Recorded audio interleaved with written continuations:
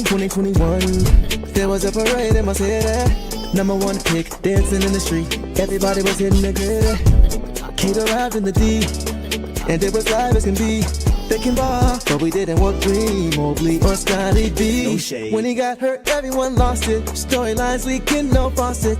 Caught him washed when he broke his tibia. All the haters, time to get it really, Everybody wanna be Skip Bayless. Wanna throw shade, okay, say less. Dudes went number one for a reason. It'll click by the end of the season. When he wins most improved player.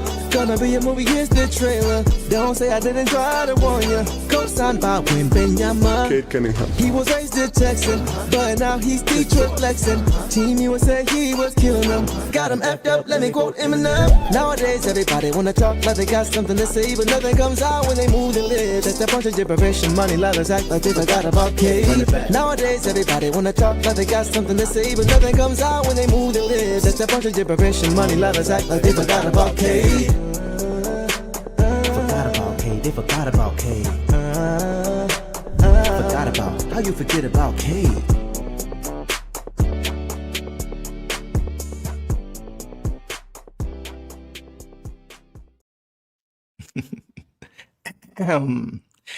Detroit basketball.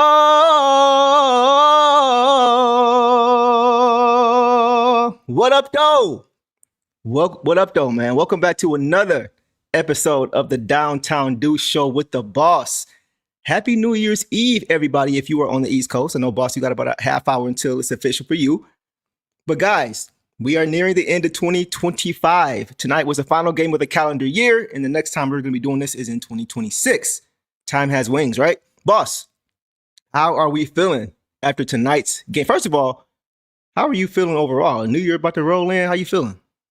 I feel good. I keep forgetting it's like, and again, not New Year's Eve tonight, but I always forget that like New Year's is just a week after Christmas. Right there. But what a way for us to end the year, man. I mean, that was just a fun game. That was Pistons basketball. I mean, I was talk about especially with some of the sass stuff. That I was jumping up and down, yelling. I was cheering. Like they were just fun to watch. This was fun, man. It's fun, you know, and against a great team, which we'll get into. But I mean, the Lakers, I wasn't afraid of them before. I didn't realize it was Bron's birthday today and stuff. But yep. By the way, real quick, I'm gonna cut you off, but from my Big Sean fans. Sass. I love it. Go ahead. Proceed. Continue. Yeah. Oh, I mean, anything can happen when you play superstars. And so our defense just really showed up. Honestly, if I was JJ Redick, I'd be embarrassed because made national headlines about telling this team they need to play defense. And that was a few games ago. And they played some in the third. And that's about it. So. Man. This was crazy, man. This was one of the most exciting games we've seen from our team in a while. Not just because of the score and all those things, but just because of how we played, boss. Just because of how we played this game. So we're going to get into it. Before we do, boss, you want to get into your PSA before we kick it off? Oh, yes, guys. This is the second to last game. We'll do the last one on the first, but all super chats, half of super chats will go to the Holland Group Foundation, just in the holiday spirit. They just do such great work. It's Ron Holland's family, his charity, but they are, they're doing great things. I've been keeping up with them on socials. They've been doing a ton of holiday stuff. So I'm excited. Just, you guys have been amazing. We've raised so much money already. And I'm just excited to announce how much we raise, probably on the 4th, I think is the game that we play after the first, and shout you guys out because it's just so cool. And, it also supports the show, but I just love the support in the community that we built because it's truly amazing. I was looking at my list and so many people have donated of all amounts. And y'all been great, man. Warms my heart, honestly. So just thank you for that. So again, that will be today and then the next game. And we'll also have a link in the description for you if you want to donate outside of Super Chats. So. Absolutely. So we appreciate all you guys, as we always say, but we really do appreciate it. I'm like trying to catch up with you guys, but I can't. Man, chat, chat is going crazy tonight, man. Oh my God. Like as soon as I pulled it up, man, and started getting the stream ready, like it was just a slew of comments already. So guys, we are going to do the best we can to get to as many comments as we possibly can without having the stream go 3 or 4 hours, right? But if we miss you and you really want to get your comment fired up, make sure you guys repost it, repost with caps lock, send a super chat, show some love like you guys have been doing since we've been doing this, and we will do our best, the best we can to get to you guys, okay? And we just had one that rolled in. So, boss, before we get into it, we're going to kick it off with our guy, Doug, always showing love. The OG, Doug says, add $10 just for this game. Love you, do sincere. Love you too, man. Love all y'all, man. And Doug, I know you've been watching this team for a long time. I know this team probably looked indicative and very reminiscent of teams that you've watched in over the last 50 years because you're the OG, right? It probably looked very similar to teams you've seen in the past that have been very successful. So I'm happy for you that you get to see this new rendition, this new iteration of Detroit basketball, right? All right, one more super chat because they coming in hot, man. Damo, is it Davi or Davy? I want to make sure I get it right, bro. It's a Damo. I know it's Dominic, but let me know how to pronounce that, bro. Anyway, let's get to his comment. He says, use your imagination. I was okay with rotations today on who was out unlimited. W job by Ron on Luka and LeBron James. Super fan made me want to throw up in my mouth. Tayshaun needs to block his mic like his week. AF Lab 04. Oh, you took me back with that. Yeah, Ron was incredible, man. Yeah. Ron, we're going to get to it, but Ron was absolutely incredible, man. This was great performance by so many guys, man. So many different players in this game just stood up and did their part and just contributed. Yeah. So I definitely agree with you, Dom, and I appreciate you as always, bro. You always, like clockwork, are showing love and consistent with that, man. So thank you for that. Yes. And I have a question for you. Was there like a super fan talking on the local broadcast? Because me and you had to watch different broadcasts. Yeah, so you were watching Peacock, right? I was watching the local. Yeah, right? I can't get local when it's national. Out of market, it has to be the national stage. So right, okay. I know you missed a little bit because the last game we went to overtime, but I'm glad you caught most of it for sure. Yes. Okay, super chats coming in. I love it. Let's get a few more in real quick. Real quick. Let's get to Philip, and then we'll get to one more, and we'll get it going. Philip says, respectfully, watch how good we will play without Levert and Tobias. We're going to get to everything, man. So hold that thought, Philip. We're going to get to everybody and how, the injuries kind of affected how the game played out tonight. So we'll get to that as well. Appreciate you, Philip. And then Victor, of course, showing love, says, I've been telling y'all, when Sas gets minutes, Sas gets buckets. Coach got to play him over cares, but we know that ain't happening. We'll see. We'll see, man. I mean, Sas made a case for himself tonight. And I have some things I am going to say about Sas as well, because you guys know I've had my thoughts on Sas as far as how if he was going to get the opportunity. Never questions his, I knew he could do this, but I never questioned his ability. It was just based on what Trajan was saying and what they wanted. So I'm going to have some things to say about that for sure. But I appreciate that, Worthy Victor, as well. Man, y'all are not stopping. Doug comes back and says, big foul just for Don. Right. He was dead on with that, right? He was dead on with that, Doug, for sure. So, yeah, definitely, man. Appreciate you again, Doug. Low Budget Gamer says, Sasser needs more minutes. He's a bucket. He's always looking to score. That's what we need. He's a bucket. We've known he's been a bucket. It's just nice to see him be able to get the opportunity, boss, like we talked about, right? Absolutely. 100%. Man, keep it coming, guys. We're going to do the best we can to get to as many of these as we can, but we appreciate it. All right.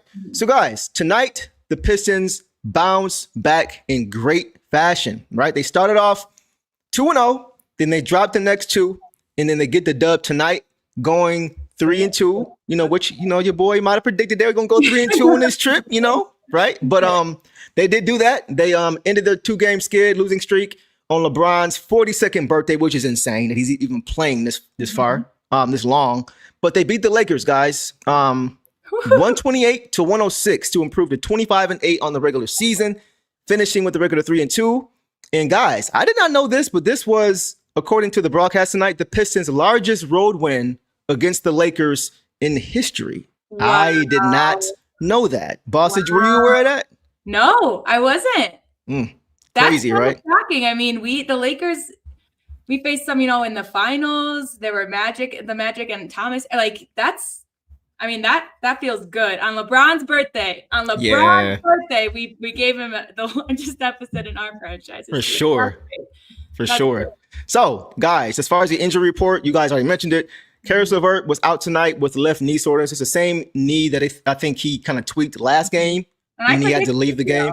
And you predicted he was not going to play this game. But the Pistons, frankly, didn't need him tonight, right? They didn't need him. And other guys got opportunities, and they took advantage of those opportunities. Another super chat coming in from my boy Jay. Jay says, outside of Green, this free agent class is super trash. Man, we got the diamond in the rough, didn't we? Yeah. We got the diamond in the rough. Me and Boss always say that we feel like he was the free agent pickup of the year across the board, as far as from a value standpoint. Without a doubt, I don't think nobody saw, if we get being real, nobody saw this type of impact coming from a guy like Javonte Green. So shout out to him. As we always say, he just comes on the floor and helps you. Mr. What You Need Coach. I forgot who says that all the time, but whoever says that, shout yourself out. We'll get to you. Mr. What You Need Coach was in full display again tonight. So absolutely, man. Oh, all right, guys. Go ahead, boss. They kept us updated. Sasser got the belt. So yes, he had to. We figured, but thanks for keeping us updated for sure. 100%. He had to get it. He had to get it. Absolutely. Yeah. All right. So guys, tonight was only the second time, believe it or not, that Cade Cunningham and Luka Doncic faced off. And based on these stats here, the numbers are similar in the last two games. But Luka had the edge in wins coming into tonight's game. But that changed by a long shot tonight. For sure, boss. That definitely changed. Cade got his first win against Luka, which is cool. And yeah, did it in great fashion. And it wasn't just him. This was a team effort, boss. So let's go ahead and get into some initial thoughts, boss. I will let you kick it off. This is probably going to be a little bit of a longer stream, guys, because we got a lot to say. A lot of things happen. And it's the last show before New Year's. So we're going to get everything out. We're going to try to get to as many comments and have a lot of fun tonight. So, boss, without further ado, go ahead and kick it off for us. Well, I, usually start off with some stats, some things I noticed, but I want to kind of, again, I had the national broadcast and the announcers were dropping some really great quotes. So I just wanted to tell you my favorite one. Well, first of all, they kept talking about the Pistons and their 2 All-Stars. Now, we didn't see Duren on the list, the voting, but we figured that he might be for the whole game. They were talking about the Pistons and both their All-Stars. So that was just nice to hear. Talking about Cade and Duren, of course. Yep. This one was my favorite in the 4th when we went on our run and kind of took it away. Okay. It said, this has been an old-fashioned behind-the-shed beating. Yes. Pistons took out the belt and told the Lakers to come here. Who said that? Do you know who it was that said it? Okay. No, I need to look it up. I just kept saying announcers, and I kept telling myself, I'll look it up, but I couldn't. That's hilarious. It had me. It's so dope it happened on a national stage. That's what I love. That's the other thing. It's gorgeous. They were saying, I can't wait for next Monday, because next Monday, guys, we're on Peacock again against the Knicks. And it was exciting. They were like, I just can't wait. And then they were saying, like, what could be different tonight? And one of the announcers said, you're telling me Austin Reeves is that great on defense? Basically saying that Austin Reeves would not have made a difference tonight. Absolutely not. Great point. I love that. And we'll get to it later, I'm sure, too. But I got some different camera angles than you guys. But when Holland got hit by Luka, JB ran out there, and they were like debating not watching, because it happened after the foul call, whatever. Yep. And he was like, he told me that. And the ref's like, I told you what? And he said, you told me that if you get hit in the face, it's an automatic review. You said that to me. And he said, he's like, I have the receipts. You said that to me. So that's when they went in. Yeah, we didn't see that. I didn't see it on local broadcast. That's so okay. Right. But it was just pretty funny because it was out there and just like, so, not the refs, who knows what was going on, but they're not going to. A lot of non-Pistons fans and a lot of Lakers fans want LeBron to win on his birthday and stuff on the national stage. So JB was just making sure they kept things in check at times, and I just really appreciated that. Yeah, that's what Coach does, man. That's what he does. He goes to bat for his guys. Love it. Just really quickly summarize. We killed it on defense. We got like over 72. I know the last count was 72, so I'm not sure how much more, but points in the paint. 47 bench points. Our transition offense was crazy good. Yes. We just did it. And then like over 60% shooting, right? Just beautiful. 63. Just beautiful. And 63. And to do it to the Lakers, we just really just wore them down. And they could only really stay in it because of free throws, which is a case for a few of these games this year. So I just appreciate that we just played our game. And we'll get to it too, but I really love JB's lineup choices. Yes. Ausar struggled at times, Duncan struggled at times, and JB didn't feel the need to throw them back in. He let some other guys try it out first, and it ended up working better. So I just appreciated that from him. Yeah. I mean, a lot of people have been calling for that, like to get some different lineups, get some different guys in who may fit the style of play a little bit better than other guys. And it's just nice to see him do that. Reggie was saying that. Oh, Reggie was saying that. It's crazy because Reggie keeps the stack. Like Reggie could be one of those guys who holds a grudge because of how we kept him from getting a ring in 2004, right? that was the year for him to go get it. Yeah. But, you know. Well, do you remember do you remember his last, we played him for his last game. We knocked him out. Yeah. And Larry Brown took a timeout. Reggie Miller checked out, and Larry Brown took a timeout so that everybody in the crowd would keep cheering for him. Class personified. 100%. Everyone in the crowd and the team. They were up from the bench. They were all just clapping for him. Yeah. So, I just respect that Reggie always, like, he always keeps it a stack. Like, he's always, even earlier this year, he was saying the Pistons are the best team in the East. He said that like 2 months ago. Yeah. So he's not one of those guys that's going to hold a grudge just because of what, you know, we did to him, and like Shaq does at times. Like, he don't like the Pistons because we kept him from that ring in 04. Reggie don't do that. And I got to give him credit for that, for sure. So to hear him say that on a national broadcast is dope. Reggie was talking about Knicks Pistons. Yeah, man. Reggie, so. Exactly. Yeah, exactly. John Gill. Yeah, he gives us credit. He gives first class king. Okay, that's what's up. That's what's up. So I have a y'all definitely okay. Yeah, y'all definitely let us know. I love it. I missed the start of the game, so I got a lot to say.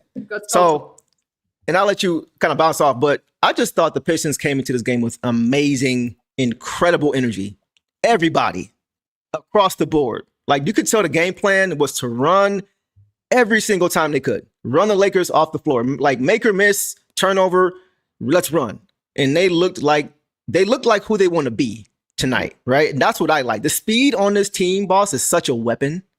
And when they're getting stops, they are hard to deal with. You could see the Lakers were bothered all night just by the intensity and pace of the game. I felt like early, had the Lakers not knocked down some 3 balls from guys who can't even shoot, like Vanderbilt hit 2 threes. Like, if they didn't get some of those shots to fall, they would have been down double digits for the entire first half.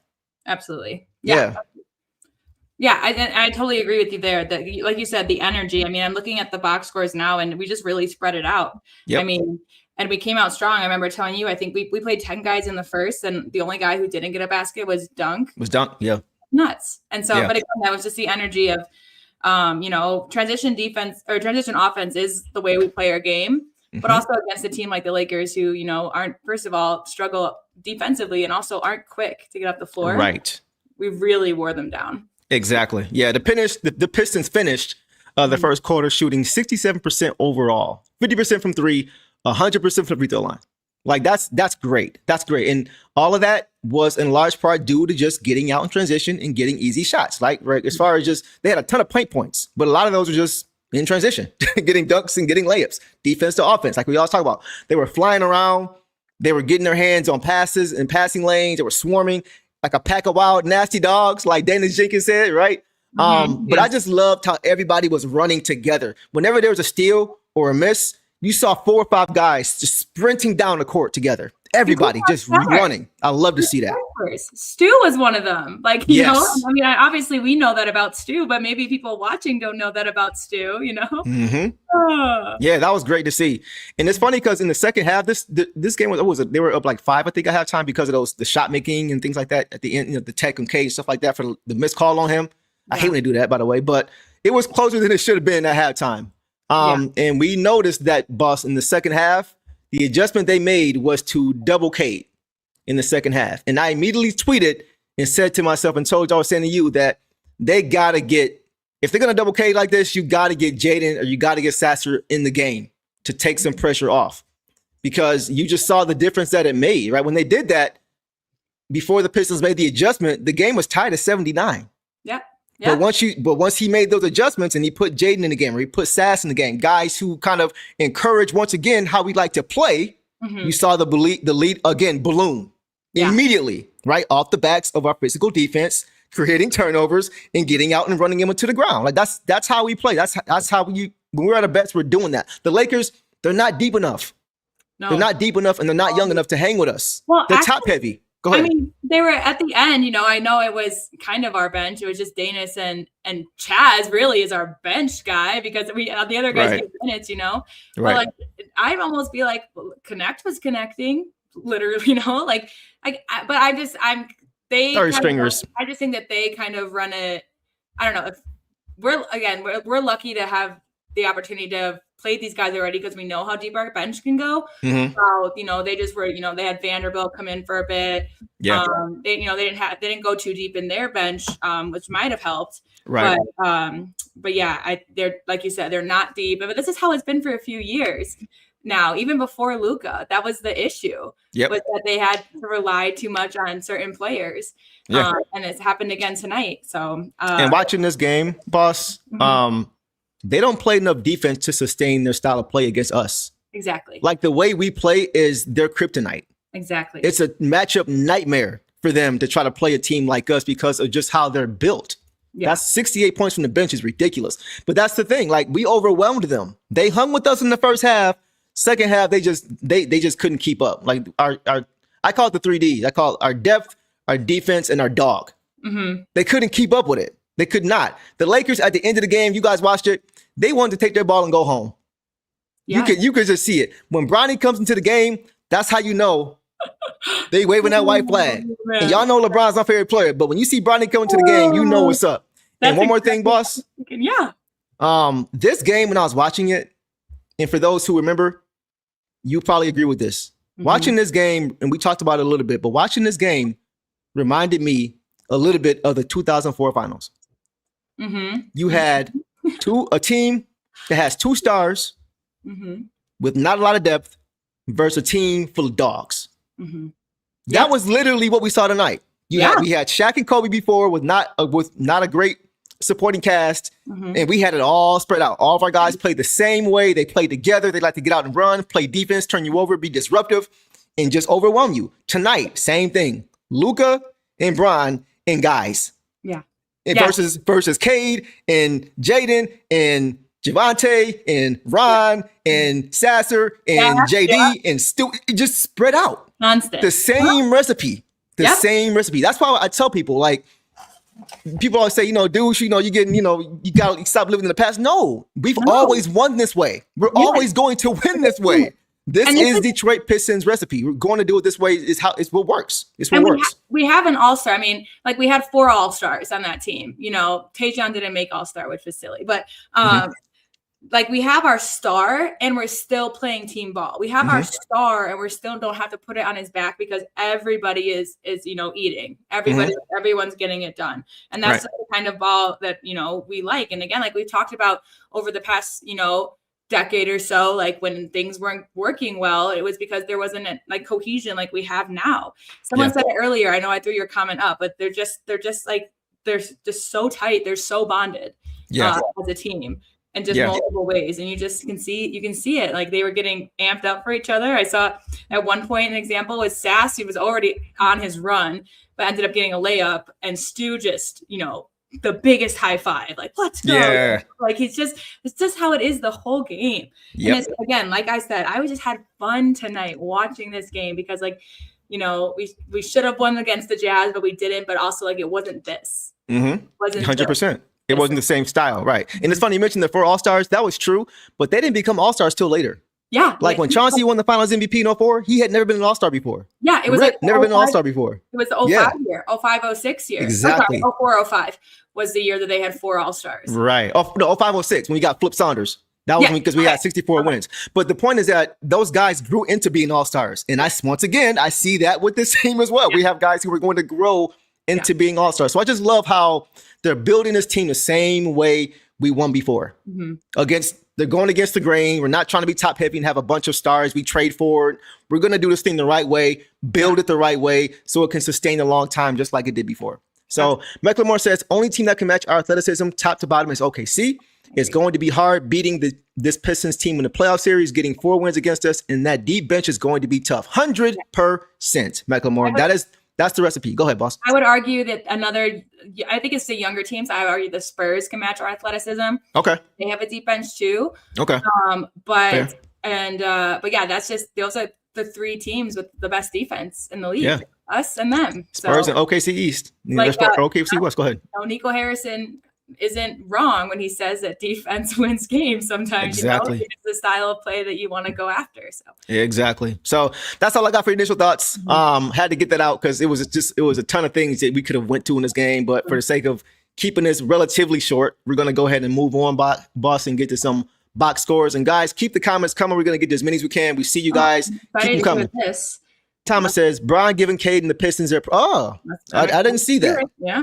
I think pregame he had some nice things to say, but I'm sure after playing us for the first time now with this team, he probably feels even more so reinforced in what he said, whatever it was that he said. And like when we get to the Sass and Woo, I'll tell you about it. But I got to catch the interview with Cade post game, the quick one on court that I know you guys probably didn't see because it wasn't the local one. He had some great things about Sass and Woo. So I'll share those as we get to them. Okay, cool. Let's get to another super chat from my boy Dom coming back. Says, if you close your eyes, you can hear that Black Eyed Peas 04 final song. Hear the going to work intro, the Ben Wallace gong, and Mason yelling Detroit basketball on the PA, man. All the feels, bro, man. You definitely were around during that time for sure. Great times, man. Go ahead. That 04, I just remember that the Lakers series was just Shaq always messing up the jump ball. It's like 4 out of 5. Oh my God, yeah. Trying to steal the tip. That was my other memory from that. Because even the fourth game, you're like, it can't happen again, and he did. Right, and he did. Yeah, does it again. That was such a fun time, man. Like it's becoming fun to watch Pistons basketball again. Yeah. That's the part that I'm really enjoying is just seeing us play at the level that I know we can play and that we know we can play. Go ahead. The complaints that people have about the NBA today are like flopping, foul baiting, no defense. That's not what our team is. So if you want to go back in time and enjoy fun basketball, watch the Pistons. I texted my buddies. I was like, hey, it's on Peacock. Like, if you're not watching it, turn it on because it's fun. It's fun. Yeah. So it's funny because I'm seeing some of the comments in response to what Dom said. Where'd it go? I just saw it. Yeah. Let's get it started, huh? Let's get it started, huh? Yeah. Lil J Bud, I got you. I got y'all, man. Those are the feels, man. That's what it's about. That's what it's about. So I guess this rendition is going to be, the Pistons won again. Hey, the Pistons won again. So yeah, we'll leave it there. Shout out G-Mac Cash. But guys, let's go ahead and get to some box scores, shall we, boss? Okay, let's get it kicked off with Cade Cunningham. Guys, tonight, Cade Cunningham had 27 points on 12 for 19 shooting, 1 of 4 from 3, 2 of 2 from the free throw line, 5 rebounds, 11 assists, 5 turnovers, 1 steal in 33 minutes. Take off on C2, boss. I think they forgot about him. He just looks so good tonight. Like, again, just Cade basketball, and right away too. I mean, I think he had 5 assists in the first. Yeah, which is crazy. Or maybe 6 because I think he was 10 and 6 in the first. Okay, nuts. But I just wrote down basically some plays that stuck out to me because otherwise he was pretty perfect tonight. He had that one in the first where he split Luka and Bron for the basket. Ooh.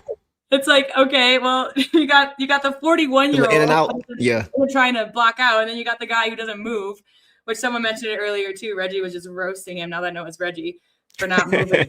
They did the replay on the flagrant, and instead of showing Duren's elbow, he was just he's like, look at Luka's feet, Oh yeah, had him shuffling, doing the keeper shuffle for sure. It was the Stu and Cade game tonight. He just found Stu like crazy. Yeah, early.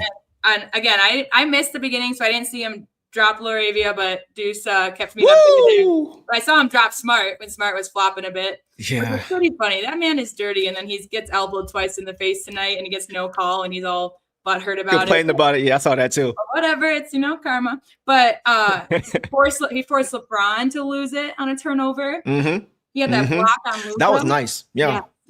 I mean, again, if we got into foul trouble early because of some defensive stuff, and we literally didn't give the refs a chance to call things on us. We literally just stopped reaching. We stopped doing certain things. Yep. And then I just saw, Cade made that one mistake towards the end where he mistimed the jump or something and didn't get the rebound and then fouled. And then he went and gave JB a hug because he was just more than just I didn't see that. They didn't show that. Okay. Yeah. So they showed up right after that. JB's talking to him because Cade's frustrated, and Cade just goes up and they just give each other a big embrace, and he's like, it's okay, buddy, go back out there, Yeah. Just knowing that was silly of me, that was stupid of me, just shows this team's again chemistry. No ego. Yeah. So I just loved again what I saw from Cade, and he really gave the bench guys all the credit in the post game interview too. So. Nice. I definitely got to check that out. Yeah. Let's get to another super chat from our guy Doug, showing some major love tonight. Doug says, my mom went to high school with Ausar Thompson. So I was hooked at 7 years old in 1962. Woo! Wow. I live alone and look forward to you both as a Pistons fan because of your honesty, humor, and enthusiasm. Want the best for both of you. Want the best for you too, man. I appreciate that, man. It's cool to be able to hear it. Guys, I always talk about the stories that I have, right? Yeah. Doug has some crazy stories. Doug has some really good stories, man, for sure. So definitely, Doug, if you have more stories you want to share, please, man. That's pretty cool, though. Your mom went to school with Oscar, Mr. Triple Double himself, before Russell Westbrook came along and became the new rendition of that. So that's cool, bro. In 62. So you were 7 and 62. So you were born in 55. So that means you're 70 this year? Wow, Doug. Long live the king. That's what I'm talking about. Okay, that's what's up, man. I don't even know how to do that. Man, hey, when I grow up, I want to live like you. Yeah, exactly. For real. Forever young, my friend. Appreciate you, Doug. Always, man. All right. Guys, what I saw tonight, man, it seemed to me that Cade was trying to make a statement. Right? Mm-hmm. It felt like he was trying to make a statement. I thought he had great command of this game. He did have the 5 turnovers. That's still too high. Right? Shout out to you, Worthy Victor. I know it's late, y'all. I appreciate you guys for hanging with us tonight, man. Y'all are deep, and it's like it's 2 o'clock in the morning, and y'all here. This is crazy. Yeah. So y'all it just goes to show the love y'all show. Yeah. But 5 turnovers is still too high. But I still thought overall he had great command and control of the game. That he had a couple of careless turnovers early. He was trying to push the pace, got a little careless with the basketball, but I thought after that he settled in pretty quickly and started making plays. Play after play after play, like just making the right decision, just finding guys and getting to his own offense, finding Stu, finding guys who were open, just reading the defense relatively well. He was careless, but I don't feel like it was because he misread. I felt like he was just a little bit lazy with some of those passes. It wasn't really like he was making bad decisions, just could have been a little bit more tighter with some of those passes because it seemed like he was really reading the defense pretty well from what I could see. Yeah. But he did a great job just pushing the pace, just working the game plan. And guys, go ahead, boss. Go ahead. That's what Mark mentioned too. Most of Cade's turnovers weren't even crazy. Yeah. Turnovers just some were unfortunate. Yeah. I mean, when you are a guy that again assists that much and is trying to create plays in transition too, you're gonna get it wrong a few times. True. Very true. High usage. Yep. But they made up for it. I don't know. I'm curious to know how many points off of turnovers the Lakers had and how many we had because we did turn it over a little bit, but I feel like we got back faster. Absolutely. Absolutely. Yeah, we're more athletic. Like we can do what we do better than most teams because we're built to do it better than most teams. Yeah. Right. We have more athletes than most teams. We have more depth than most teams, which means you can run consistently and often. We're not going to gas out because if a guy gets tired from going hard, guess what? We got another guy who can come and do the same thing. We're not going to gas out in the second half because we're tired, because we're deep and we're athletic. So we do it better because we're faster and we do it longer because we're deeper. So that's why you see teams trying to fight fire against us. And then when they see they can't do it, let's slow it down and run a half court off. It's because we can't do it. So that's what I love. It's again, just like they also had to just rely on their guys. And we saw, again, LeBron's 41 and then, he's in 42 now. Crazy, right? I think he turned 41 today. 42. Oh, okay. They kept saying 41 on the broadcast. So he's born 84. Trust me. He's 42. I think. It's 2025. My bad. You might be right. They said 42. Maybe is it 42? For maybe you're right. Okay, I'll take your word for it. 41. So I was just going after them. Okay, my bad, y'all. My bad. Don't go ahead. Y'all right. But and then Luka, was struggling with the shoulder thing or something. And then I'm not making excuses for them, being beat up, but when you're a team and the Lakers again, they don't have a third reliable scorer really with Austin Reeves out. Right. You can't you can't create off of that. And when we're taking away your possessions because of our good defense and we're getting out in transition and you're tired, it's just more to score. And again, they really did stay in it because of free throws. And then they stayed in it in the second half because of our missed free throws. Right. Exactly. Yeah, exactly. Y'all right. My bad. I said 42. I meant 41. That's my fault. Yeah, I'm calling myself out. Y'all got me. All right. Let's get to some super chats, boss, and then we'll get to a few more Cade things. We'll keep it going. DMG says, is it wild to think Cade could work with Fred Vincent to work on the street ball to get it up around 40% someday? I don't think that's wild at all. I mean, I don't think Fred Vincent was here just to work with Ausar or just to work with Ron. I think he can help all these guys. And I don't think any of these guys think they're above it. I don't think Cade thinks he's above it. I don't even think a guy like Duncan would think he's above it. Anybody, right? So I definitely think Cade's going to become a better shooter. as he continues to, just continue to grow his game. He wants to get better every year. So I could definitely see him at some point approaching 40%. It's going to be hard to say because it's going to depend on how high his usage is, right? On how much he's relied on. Is he going to be able to play off ball more as we continue to grow? If he is, and he's a catch and shoot guy more than he is now, yeah, I could see it because he's a rhythm shooter, right? So I could see that if we get the right personnel also to go along with, if a guy like Jaden can eventually continue to grow and be that playmaker that we think he can be. Think about it. We don't see Cade getting a lot of off-ball shots. Right. A lot of it is off his own creation. So I think if we get the right guy, more guys who can create, like we said tonight when he was getting double, we need creators.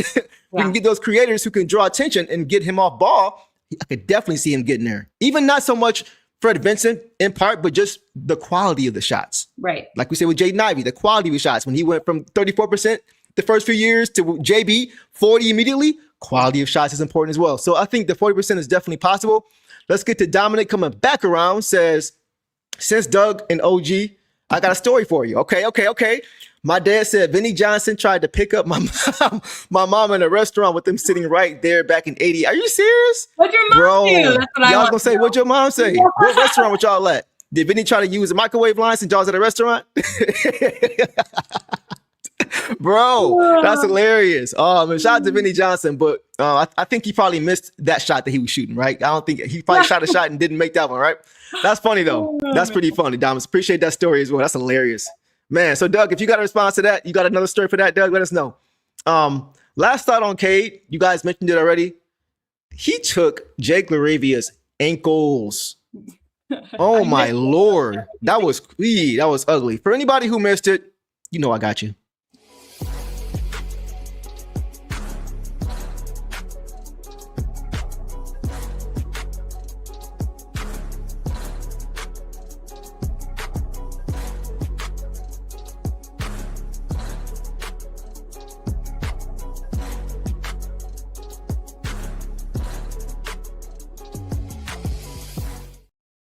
I don't even care that he might have stepped on Aiden's foot. I don't even care, bro.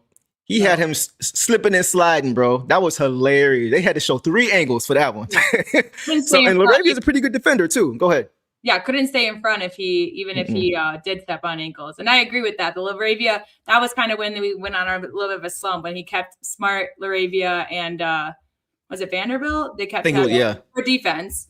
And he kept them in with 4 fouls and stuff because he needed them, because he knew that this would be, once they had to come out. Yep.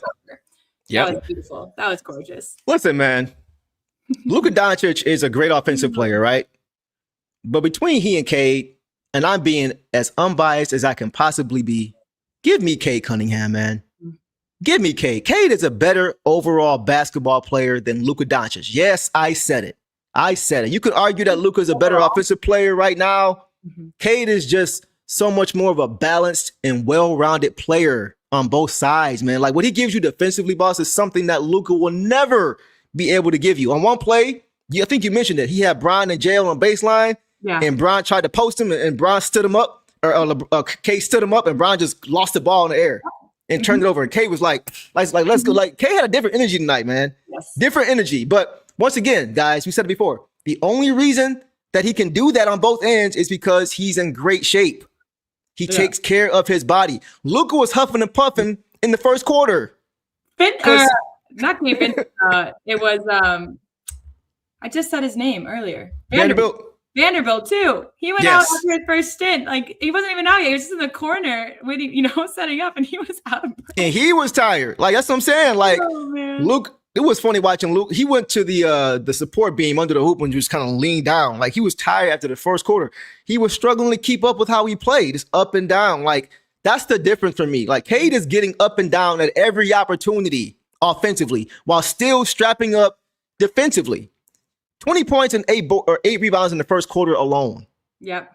And he should have had more than that if he got a fair whistle. Yeah. But once again, for him to be able to be the offensive hub and do it at a high level the way he does every night and still be able to bring that defense, he's a better basketball player than Luka Doncic, bro. Straight up.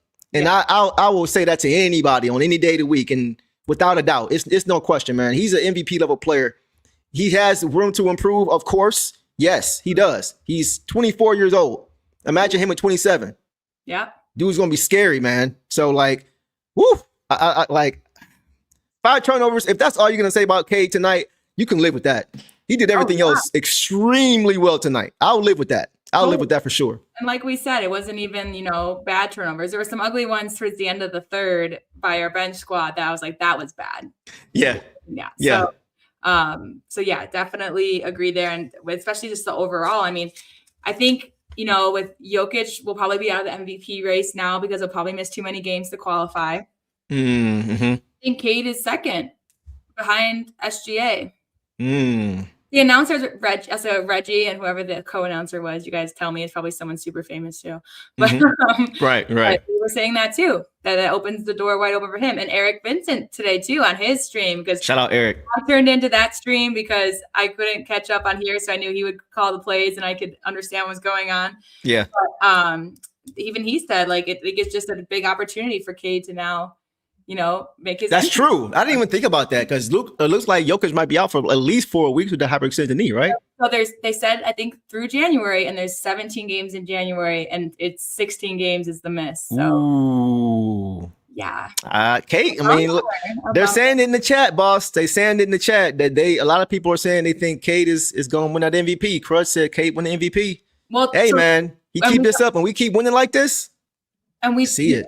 You just mentioned again, like how he's an all-around player. And I'm not going to sit here and tell you that he's better than SGA, but I will say that SGA has offense, and that's what it is. Like, yeah. And yes, of course, he's on the defense. Cade's better defense, but he's also like, a point guard just like SGA is, and he's getting double-doubles with assists on top of scoring. Right. I don't know when SGA last got a double-double, to be honest with you. That's a good point. Like you said, there's just certain things that he can do that SGA can do, but there's things that he can do that SGA can't do or doesn't do. I shouldn't say doesn't.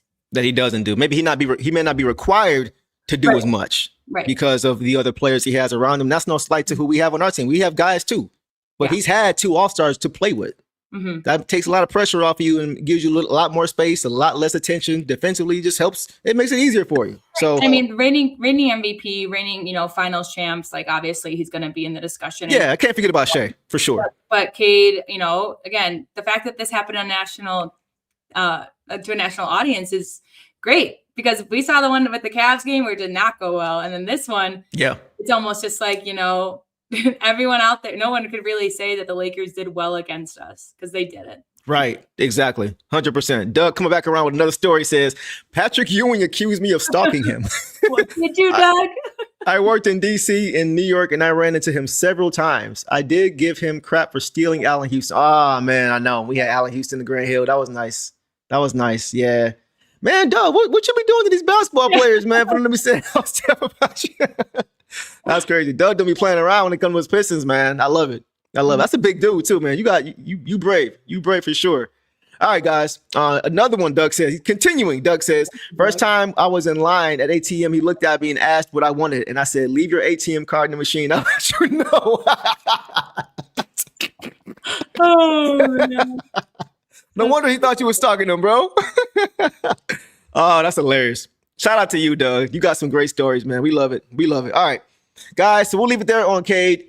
Great game, man. Great game. Leader, floor general. Really got us off to a great start in this game. So let's move on, boss, now to Duncan Robinson. So, guys, tonight, Duncan Robinson finished with 6 points on 2 of 5 shooting, 1 of 4 from 3, 1 of 2 from the free throw line, 2 boards, 4 assists in 28 minutes, boss. So what did you see from Dunk tonight?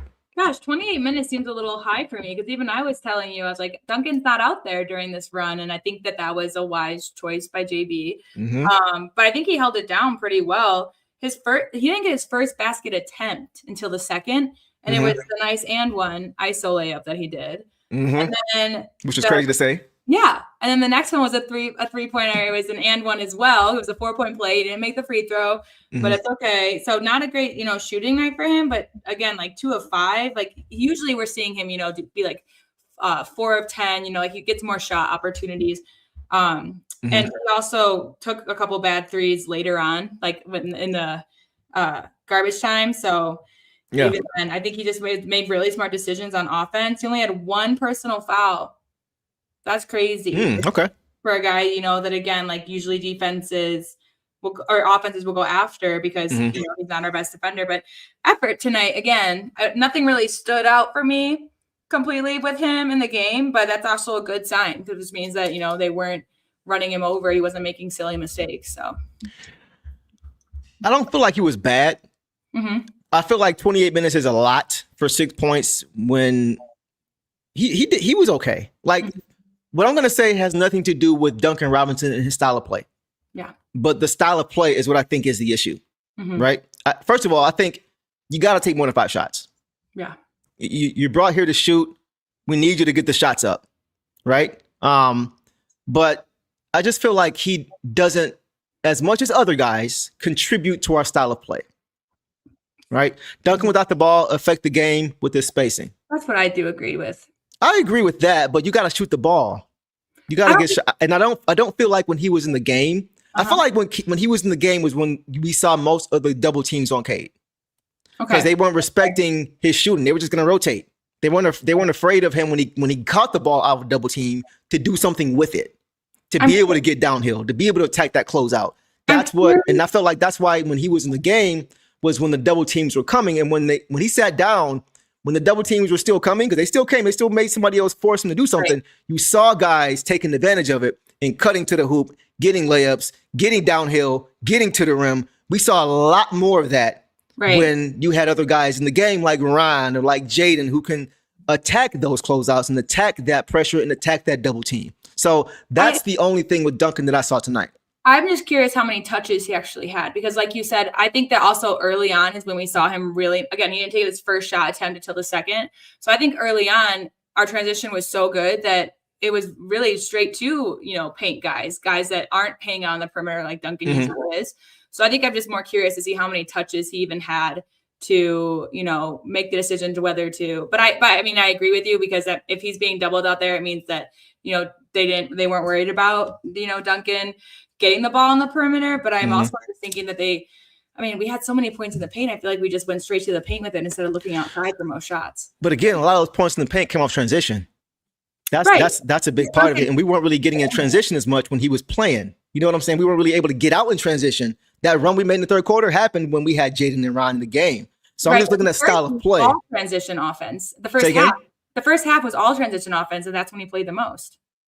I don't feel like it was. I mean, I feel like a lot of it was in the half court. You talked about Stu getting like Cade was just diamond in the first half. I felt like more so. I feel like second half was when we really pulled away, and that's because you mentioned that we didn't play him a lot in the second half, and that was why. So that's just my take. I didn't think he played bad. I just feel we're better with athletes on the court because they contribute more to how we want to play the game. Absolutely. That's my biggest point. I'm not saying he shot bad or he played bad. It's just style of play more so for me than anything. Right. Okay. Yeah. I really think because I remember waiting in the third, they stopped our transition offense, which is why they came back and then we picked it back up again. That's why for me, we were creating half court opportunities with Cade, but we were getting out faster too. But I agree. I think again, he didn't having him in or out didn't really affect the game. Yeah. But I did like that, like we said, that he was left out of certain minutes to make sure that, because the defense was ramping up and amping up. So it wasn't terrible. It wasn't terrible. So we'll leave it there on Dunk. We'll go now, guys, to Ausar Thompson. Ausar tonight, guys, has 7 points on 3 for 6 shooting overall. 1 of 4 from the free throw line, 2 boards, 3 assists, 1 steal, and 1 block in 22 minutes, boss. Take off on Ausar Thompson. I didn't love this game from him. Okay. And I think, he does do, and I even mentioned to you in text and everything, I think we want him to cut to the basket, but I don't like that he cuts and he's so high up, and then he'll pick up the ball at not pick up the ball, but he'll have to make a decision at the free throw line instead of being right at the rim, because that's where he really gets his baskets and to me, I just noticed, my anxiety go up of like, oh gosh, it's either going to be a shot that he makes maybe 50% of the time lately, or it's going to be a turnover. But he did, I think, in the second or in the third, make up for a little bit. He was held out because of foul trouble, and then we were just kind of doing well on defense without him. So I think that's why we see a lot of him later on. Yeah, but he had that really nice block from behind on Laravia, which that was nice. And he had a couple of silly fouls, for reach-ins, and even now I know that's Reggie. Even Reggie was talking about how Ausar just needs to do better at that. Like Luka's going to take advantage, no matter how bad Yep. You think you're going to get the steal or knock away, Luka will take advantage. And they're going to give it to Luka because it's Luka and he knows how to sell it. And he knows how to, So I just didn't love this game from Ausar. And he went on a really nice aggressive stretch. And these past 2 games, I just haven't loved it. Yeah, I didn't think it was his best game either. I thought he tried to do some good things. I mean, Luka's a tough cover because of how he plays and how he's officiated already. Right. That was one of the reasons I was kind of afraid about this game. We talked about that, but John did okay. We'll get to him. Yeah. But yeah, I felt like he could have played a little, especially with free throws, man. Like 1 for 4 ain't gonna cut it, man. I think he's shooting like 55% on the year. Yeah. Like that's just not gonna get it done. It's just not gonna get it done, right? I do think, like Monster says, I do think he was a presence on defense. He didn't make a ton of home run plays, but he did make some good help side, good help side rotations to prevent open shots and things like that, things that we don't always see, backbone of the defense type stuff. But overall, I do feel like he didn't play as well as he could have, right? Yeah. Just got to be a little bit smarter with those fouls, and he got to be a little bit better with that free throw shooting. He's got to be, and he's got to be a threat at some point to score. I like him cutting off ball, getting to the hoop. I didn't see him too much trying to initiate in the half court, which is what I do not want to see at all. Yeah. He wasn't doing that. So it was kind of a mixed bag for me. He wasn't terrible, but I definitely don't think this is one of his better games. Chris says his energy was good in the second half. He was pretty good in the boards. I think he was agree with that for the early fouls, the early mistakes. I agree. And then again, we just kind of went on that run with our bench, and we just kept them in for defense. And right. Exactly. He's got to watch his hand. Right. He's got to watch his hands, his arms. They're gonna take advantage of that. They're going to try to for foul baiters, guys like Luka who love to create contact and sell it. He's going to take advantage of that. So he's got to be better, a little bit better with that. But he wasn't terrible. Right. He was okay. He was okay. You can tell when he has his really good games and when he's a little off, because he just comes out with a different kind of energy and presence. Yeah.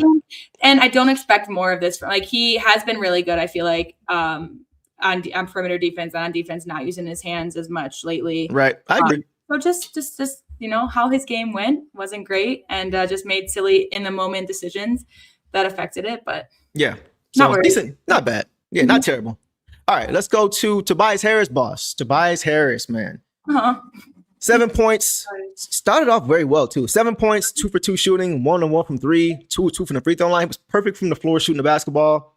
Had the 1 turnover, but played 6 minutes because he went out with a hamstring injury early in this game. So, boss, we didn't see a ton from him, but anything you want to talk about when it came to Tobias Harris tonight?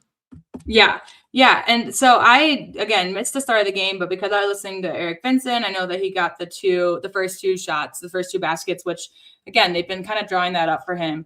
And then I didn't really see when he went out either, so I wasn't aware until they announced that he wasn't returning. And like I told you, I was just a little worried because he's been very reliable on offense for us, just getting baskets. So I was a little bit like, oh, that's a bummer. But, guys made up for it. Look, everybody that played tonight except Jenkins got a basket, including him. And then everybody that played tonight except him got a rebound because he went out. I think that would have, added to that. So, but I didn't get to see him play because by the time the Peacock put it on after the Sixers game, he was already out. He was already gone by that time? Yeah. Wow. No. I didn't realize you missed that much, man. I missed overtime went that long, huh? No, it just went. Overtime wasn't too bad, but then Peacock being a business, they cut a commercial break. It just took forever to transfer over. It was annoying. Okay. But yeah. By the way, real quick, my bad. I said hamstring. It was a hip injury that he went out with. My bad. I said hamstring, hip injury. Go ahead. I'm just hoping that he's, okay, because he has up and down games for us, but he's usually at least a double-digit scorer for us. I think he averages around 14, 15 a game, and that I appreciate from him when we need it. But other guys stepped up. Just wishing him good health coming in at the end of the year. Yeah, man. So I'm gonna just say this because he played really well offensively, man. It was unfortunate to see him go down when he went down because he was playing good basketball, especially for what you expect to see from him. Jamoke says, okay, hip contusion. Okay, here we go. Thanks for the update, guys, for sure. Boss, I don't know how long Tobias is going to be able to sustain as a starter. Okay. He's 33. He's best suited for his game in a half-court offense. Getting to the posts, getting to a spot. We know he's really good doing that. He did it this game. I think even the points he scored tonight, he may have one bucket in transition. But he was trying to run. He was trying to move. He was trying. Yeah. But I don't know how long he can sustain that at this stage. I already felt like it wasn't his style of play. But him now at 33, I don't know. We have one of the youngest teams in the league, which is why we want to do which is why we want to play that way. We got a bunch of young athletes. So I just don't know how long Tobias can sustain this style of play, considering his game and considering his age. And with this injury, it just makes me wonder how long he can sustain that. That's why I do think, I'm not going to say for sure because I have no information, I have no intel, but I don't know if we're going to see him start the rest of the year. I don't know. Because of the reasons I mentioned before of who I want to see starting at the 4 and things like that. I'm not wishing that he does it. I want to, hopefully he's healthy and all that stuff, right? But I just don't know. I think once we see, I think we can all agree that Stu is going to start at the 4 now. I think once we see how Stu looks with these guys in the starting lineup, that we're going to see that it just makes more sense to have a guy like Stu next to JD for a ton of reasons that we outlined before, as far as keeping JD's foul trouble down, letting guys like B-Ball Paul get more minutes, encouraging us to get out and run, which is what Stu can do. It just makes more sense now, and maybe it'll be a smooth transition now, more of a dignified transition now that Tobias is having this injury, having this injury, that now you can kind of smoothly move Stu into the starting lineup as opposed to saying you're not good enough to start anymore. I think it just makes sense now to just let Stu go with these guys and go from there. Go ahead. And I could see that. And I can even see again, and I kind of put the new year as the deadline for them just in my own head because I love a hard deadline. But the way that Ivy outplayed Duncan tonight too, it's almost like, okay, it's time. And what do we say about those two guys together? Right? Yeah. We've said that we're going to make a change. It might as well be all together. Just to keep the lineup balanced with the offense and the defense. Because we've said it before, but you lose a little bit of offense with Tobias if you start Stu, but you can get a lot of that back by bringing in Jaden to come and be that shooting guard as well. And you can still keep the defensive intensity and hit first to start games. So that's kind of my thought process. Yeah. We'll see what happens. But barring a trade, I think we're going to see Stu the rest of the year at the 4 and eventually Jaden at the 2 and run with that starting 5 of Cade, Jaden, Ausar, Stu, and JD. Go ahead, boss. And I mean, Stu and Duren did get into some foul trouble today, but it's also, I think, the opponent, So I don't think that's something that will last. So we had to see Paul Reed a little more, not more, but maybe earlier than we were expecting. Yeah.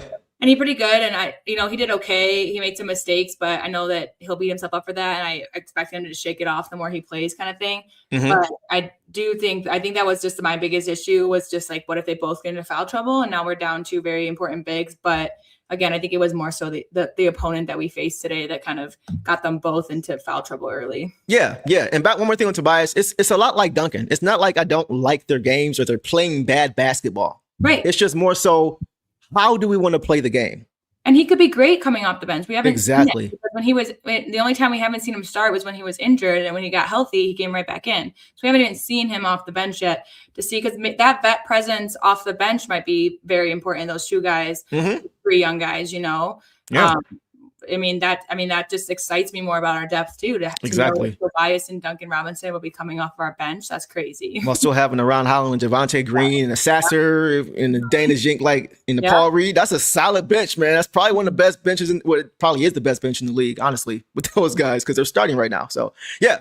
So we'll leave it there with Tobias. Hopefully he gets well soon. Hopefully it's nothing serious, and he can recover. And hopefully somebody said it earlier that they think him coming off the bench could also probably prolong his career as well. So that could also be another plus for him. So we'll see. Yeah. All right, guys, let's move it on along to Jalen Duren. Jalen Duren tonight, guys, had 14 points on 6 for 8 shooting overall, 2 of 4 from the free throw line, 8 boards, 2 assists, 5 turnovers. Ooh, that's a bit high for him. Yeah. 5 steals is also high, which is good. In 28 minutes. So what do you see from JD tonight, boss? Yeah, 14 and 8 isn't bad. Again, I think he can get a double-double every night. Yep. That's the most rebounds on the team tonight. So, this goes to show that our scoring, honestly, was more so what it was shooting that much percent. You don't get a lot of chance for offensive rebounds if the ball's going in. Yeah. But he had that nice pull-up over Brown in the third. he hustled back to help with that the block with him and Javonte Green on LeBron, where they That both was nice. distributed. Like they got back fast because that ball was shot up. And yeah, it's LeBron, but they both hustled down there. And that's exactly what, some criticisms of Jalen Duren last year, some games this year of like just run, Yeah. And then the basket over Luka, and then the steal, which led to the SAS 3, which led to the timeout. He was handsy tonight for sure. Yeah. Another steal. Yeah. He was just reading the floor really well. I really just appreciate it. Again, 6 for 8 for field goals is huge. I really appreciated what I saw. The 5 turnovers was tough. But there were a couple of times where like this is a team that I don't want, even though they're not a defensive team, like I don't want JD bringing it up the court. Yes. So that but I think sometimes it was just to get up, and because they know they want to push and get up in transition. So if he didn't get someone right away to pass it to, he's just like, I'll just take care of this. But that was really it. But honestly, too, like I think there were a couple of those where you mentioned he was bringing the ball up court. It's because they were denying Cade the ball on the inbound. Yeah. So somebody need to come get the ball, which is why I was saying get another ball handler in the game. Yeah. So we didn't gotta have JD bringing the ball up court because that's where his turnovers came from. I don't mind JD doing it in spots, but I'm not look like him or Ausar. I'm not really comfortable like consistently bringing the ball up court. But when they're denying Cade the ball, you gotta have another ball handler in the game. Yeah. And once again, Duncan Robinson is who he is. It's not even about him. It's just you got to react to how you got to play chess. If they're denying him the ball, get somebody else in the game who can handle the ball, right? So a few of those 5 turnovers came from him trying to give Cade an outlet and bring the ball up court and then get Cade the ball. But it's hard to do that when they deny him the ball because now you got to make the pass to him, right? So that was my only thing with that. It's like get another ball handler in the game, please. Yeah. I thought JD was okay. Yeah. His steals, I thought he read the passing lanes pretty well. A lot of those steals, he was able to just kind of get his hands in there and he'd get a little excited and trying to run the break there, and he'd turn it over again. Right? So, it wasn't bad. I just want to see him get the ball to his guards when it's there. He also, I got to give him credit. He played some pretty good perimeter defense on Luka on switches. He got a steal on Luka on a switch. That caused a turnover. Yeah. And he didn't get foul baited. He would get a hand up while still not giving him a ton of space in the 3. He did some really good things tonight, man. Yes. And even at the rim, he didn't have any blocks. But he played straight up. He's not putting his hands out. He's playing vertical and allowing a help side defender like Javonte or Ausar to come over and get the block. Exactly. That's team defense, right? Yeah. So he's getting more and more disciplined with how he's playing, even if it's not showing up on that stat sheet, boss. Yeah, I agree completely. And yeah, like you said, I think on the stat sheet, it doesn't look like his best game, but he did have some really highlight moments. The 5 turnovers were rough, but very unlike him. So it's not something that's going to be consistent, I don't think. And then it just brought the energy. He had a couple put away dunks too, like cleanup dunks that just helped us stay in it. Yep. So appreciated all of that from him. And the flagrant, the high elbows, yeah. And because he did that a couple games ago too. I feel like was it him or he's done it a few times. He caught men with it early in the year. Who else was it he caught with it? I don't know, but it was a few games ago. But he wants to go high because he wants to keep the ball high and he's going up for a dunk. But now he just really has to learn to, be able to get around defenders without putting the elbow up high, like get past your guys and then go into it because he's a couple. I agree. Of those, and so I agree with that. But again, that flagrant call, helps JB argue his case for Ron later on. And Luka didn't get a flagrant, but he got a tech for that because they're like, "Why are you flailing?" Right? Yeah. Luka was frustrated. That's why he popped Ron the way he did. We'll get to that later for sure. Frustrated every game. But. I think even more so tonight because it was guarding him. But I agree with you. Yeah. I had to shout D. Davis out. Yeah, that midi game is looking beautiful. JD's midi game is getting better and better, man. And somebody says C-Web 2.0, right? Yeah, like his offense is coming along just fine, right? He's not trying to do too much offense, especially in the half court. He's not trying to do too much more times than not. He's playing within the flow, but he's showing off that touch. Yeah. He's showing off that jump shot. And he's a problem, man. Yeah. He's a problem. He's still 22 years young, boss, at the ripe old age. So got a very, very young team, guys. That's the beauty of it. It's going to be some growing pains when you have a young team, but you see flashes and, when they string games together like this and you see how they play at their peak, as of right now, their current peak, you see how good this team can be. Oh, and I think he's a big part of that. Milano says, JD McDice 2.0. Mick Dice, for sure. I love it. Someone mentioned it earlier. I'm looking for it now. There's lots of comments, but they Reggie did call him the strongest person on the floor tonight. Oh yeah. I mean, that's most nights. And then we're just Dude's a talking tank. about, just refer to him as man-child. So Yes, 100%. Yeah. DB says if he can get LaMarcus Aldridge good from mid-range, watch out. That dude was automatic. We saw him, improve it.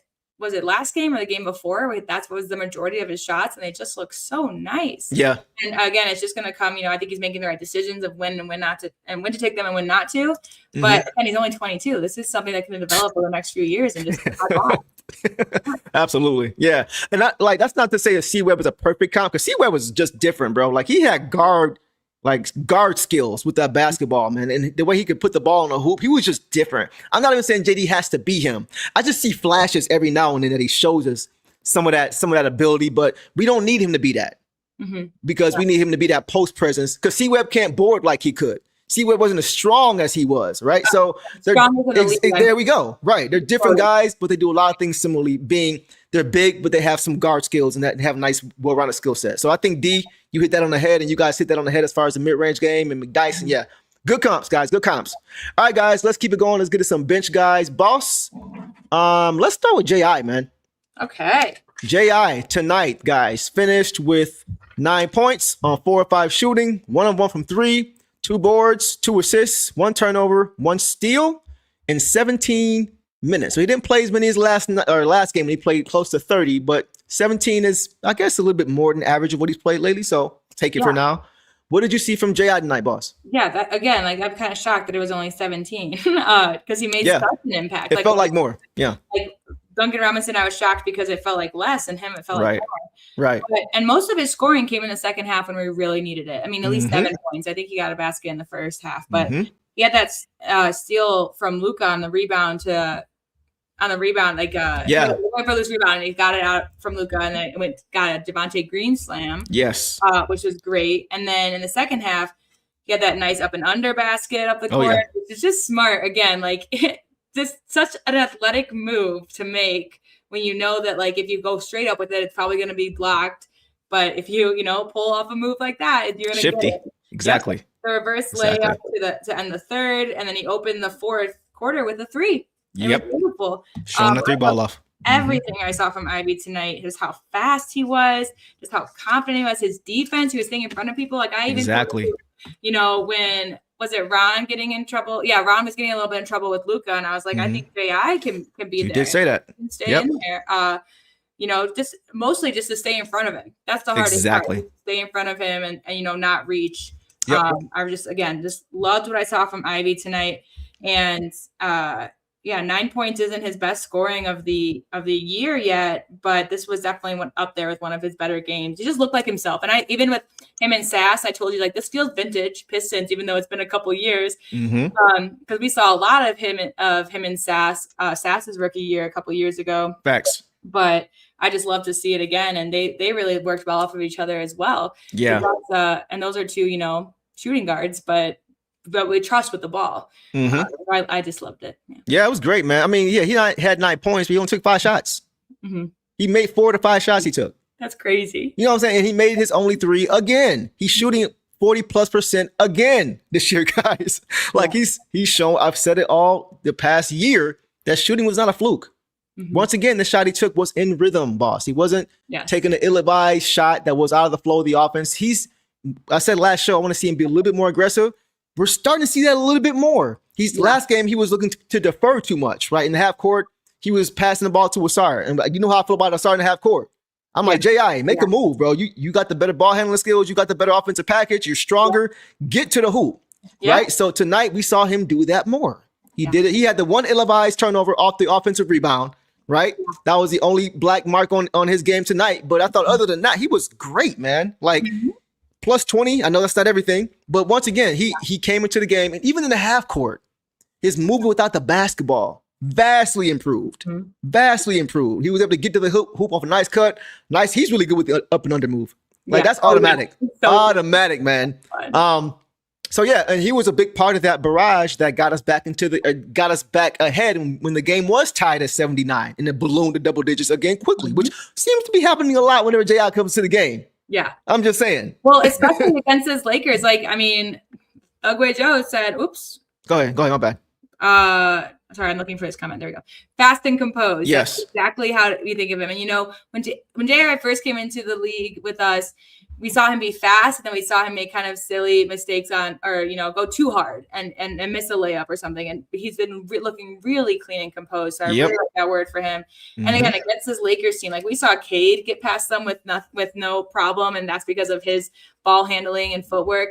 But Ivy has the ball handling and the footwork and the speed. Exactly. That's that's how we were able to just build up with a lead, because you can't keep up with him. And you don't know what he's going to do next. We actually have a lot of guys that you don't know their next move, because they're just so good at moving their feet and moving the ball. And he's gotten so much better at preventing dribble penetration. You don't see guys just going by J.I. Right. Like, he's cutting off driving lanes. He's so fast that if you get a step on him, he can get right back in front of you. Right. He's so that's the thing. And he's playing like he's in handcuffs. He's not reaching. He's keeping his hands down. He's playing positional defense. He's cutting off driving lanes, making them give the ball up. So once again, on both sides of the basket, and that encourages what? Getting out in transition, because you're getting stops. He plays two-way basketball. Yes. I think come second half of the year, boss, he's going to take off. I agree. I think he's just priming. They're priming him for the second half of the season. I really do.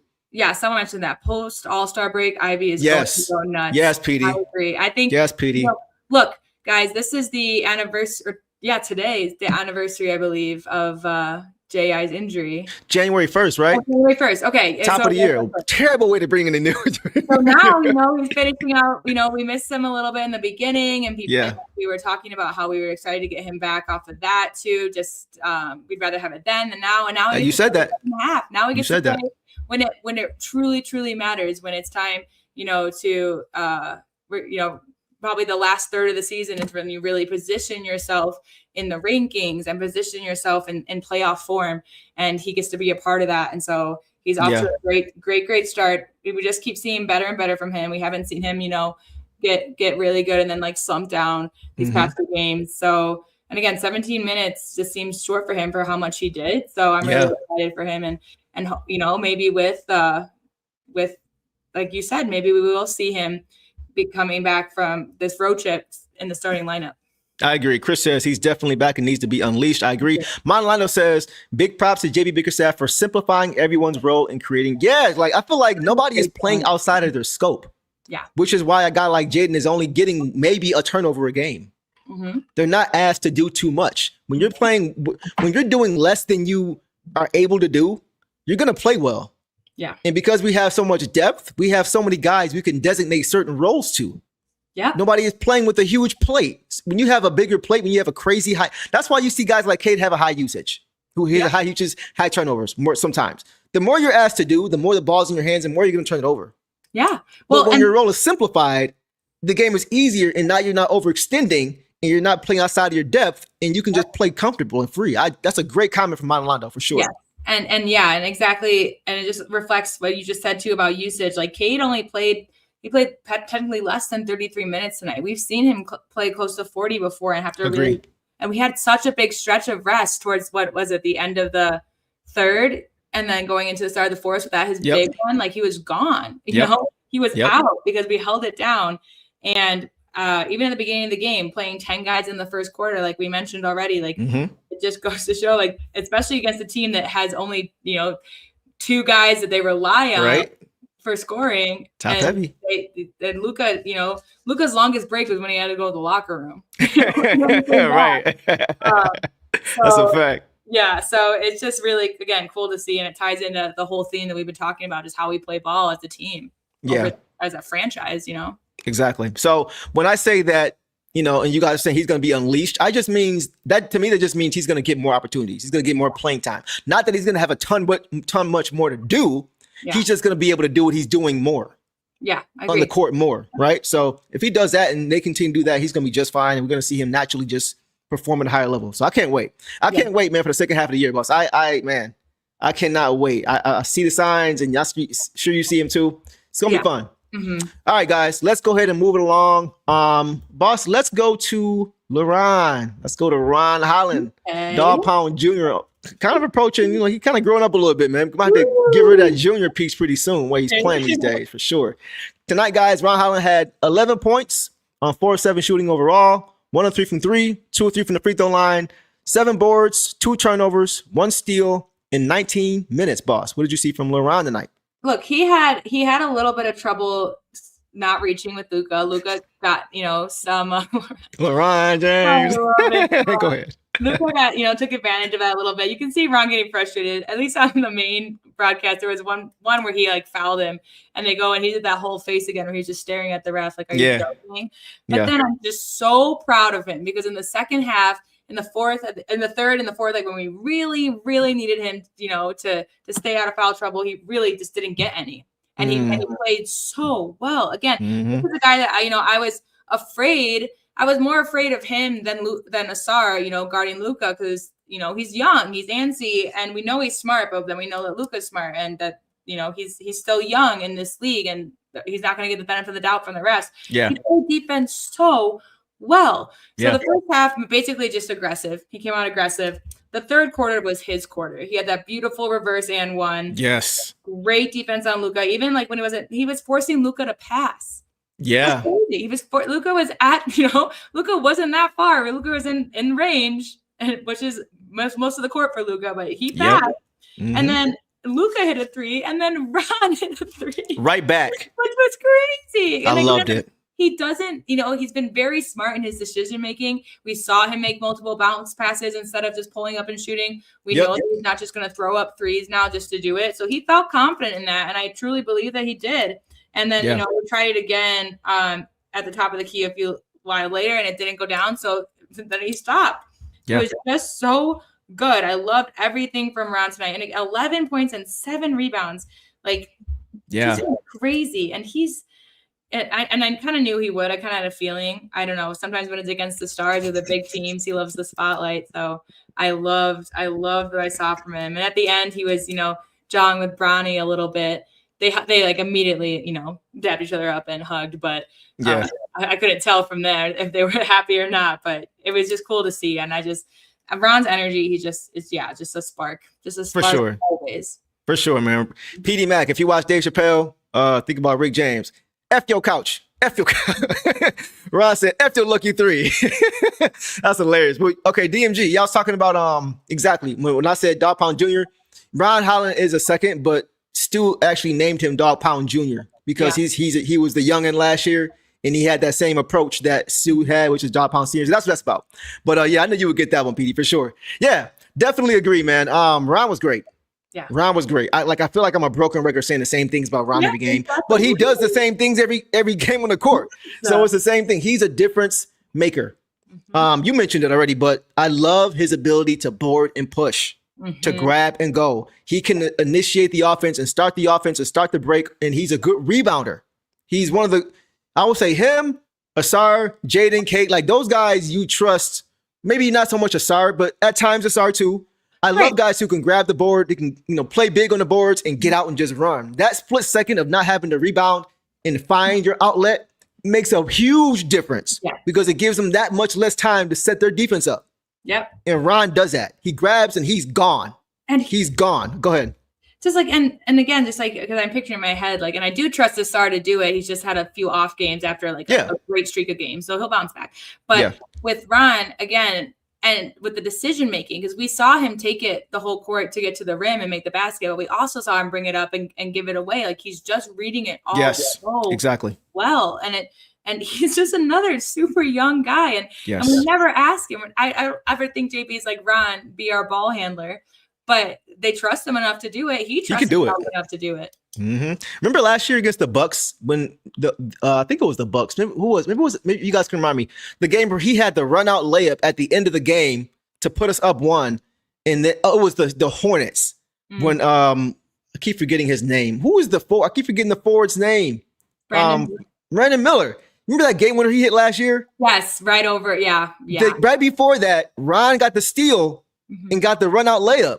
And this is before I really saw him handling the ball. He got the steal. I'm like, whoa, no, slow down. And he goes to the hoop, hesitation move, spin move, layup. I'm like, wow, he can handle the ball a little bit. Yeah. Ever since then, I'm like, go ahead, do your thing. So even with he's got a very deceiving handle of the ball. He's really comfortable with the ball in his hands, man. More than I ever thought. Yeah, and I think it goes to show again. He does create his own offense, but he's been bringing up the court more this year. But I knew he was great with the ball when he was making those crazy layups because he had to get around these defenders because he would make it in. And it would look like the Jaden ones that were almost too fast that he would miss. Yeah. But somehow the touch that he has is just fantastic. Yep. But yeah, he is just. 5-hour energy run. That's hilarious, bro. So Go ahead, funny. boss. And honestly, you could probably create a meme out of that with some of the stares he gives these refs. Like he's always him and Javonte, they are just two guys that are always ready to go. And again, we talked about Javonte being the perfect vet for Ron. Exactly. We see so many similarities, but yet also just differences. They both have their strengths. Yep. But they both just, carry themselves so well on the court. It has just been a blast to watch Ron Holland. Yes, man. And again, especially the way the season started with him, because I remember us talking about it. I remember being like, he's just in a slump. I know we know he's going to be okay. Exactly. Stuff. And again, I think I just have to reiterate that I'm just so proud of him for getting frustrated, having those early fouls, and then just literally adjusting his defense and not letting it be called on him again. They did not foul Luka on a reach in again. He did not let them blow that whistle. Yeah, I mean, it's tough on Luka, man. It's not like Ron is a vet. He's his year 2. He's not even a full year and a half in the league. And Luka knows that. And he's gonna try to use those tricks to get him. And Ron had him frustrated.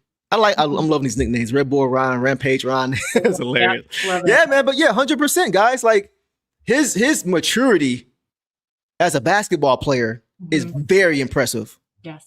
Very the way he was defending Luka without fouling. Luka's a shot maker. He's a tough shot maker. Yeah. And to see him give it up, like you were saying, or to just have some bad misses, like you could just have him, hitting him in the face. He wasn't trying to hurt him, but he was just mad. He apologized to Ron, like, my bad. And Ron was like, don't worry about it. Yeah. So he wasn't trying to hurt him, but you just see the frustration is there. Ron is getting really good at towing the line of being physical without fouling. Yep, exactly. Last year, he had to learn, because he's a physical player. He had to learn, right. He had to learn, I can't be this physical? Really? Okay, I'm not even really being that physical. He's learned, and now he's adjusted, and he's being physical still, just enough to get under your skin without getting called for a bunch of fouls. And look, Ausar was also in foul trouble, and JB picked Ron. That's the kind of game he's defensively. JB trusted Ron more with the assignment based on what he was seeing. Good point. And again, this is something you just wouldn't. If you told me that a few games ago, I wouldn't have. Maybe I would have, but I wouldn't. If you told a casual that that Ausar was not benched, but Ron came in to pick it up because he was doing better on Luka than Ausar Thompson. Because Ausar is a great defender. He's just making some silly things. I would be like, oh, that's crazy. We must have been 100% losing, or Ausar must have gotten kicked out or ejected, Yes, right. So he just really just took on that responsibility as well. Because again, we also know him as a spark plug. And sometimes Ausar was getting frustrated, and sometimes when you get frustrated or you're excited about something, you just make stupid mistakes. And he was very intentional with his defense. Composed. Put up very well. 100%. Chris says, Ron is Jamie Foxx or Spider-Man. Don't you know? I'm Electro.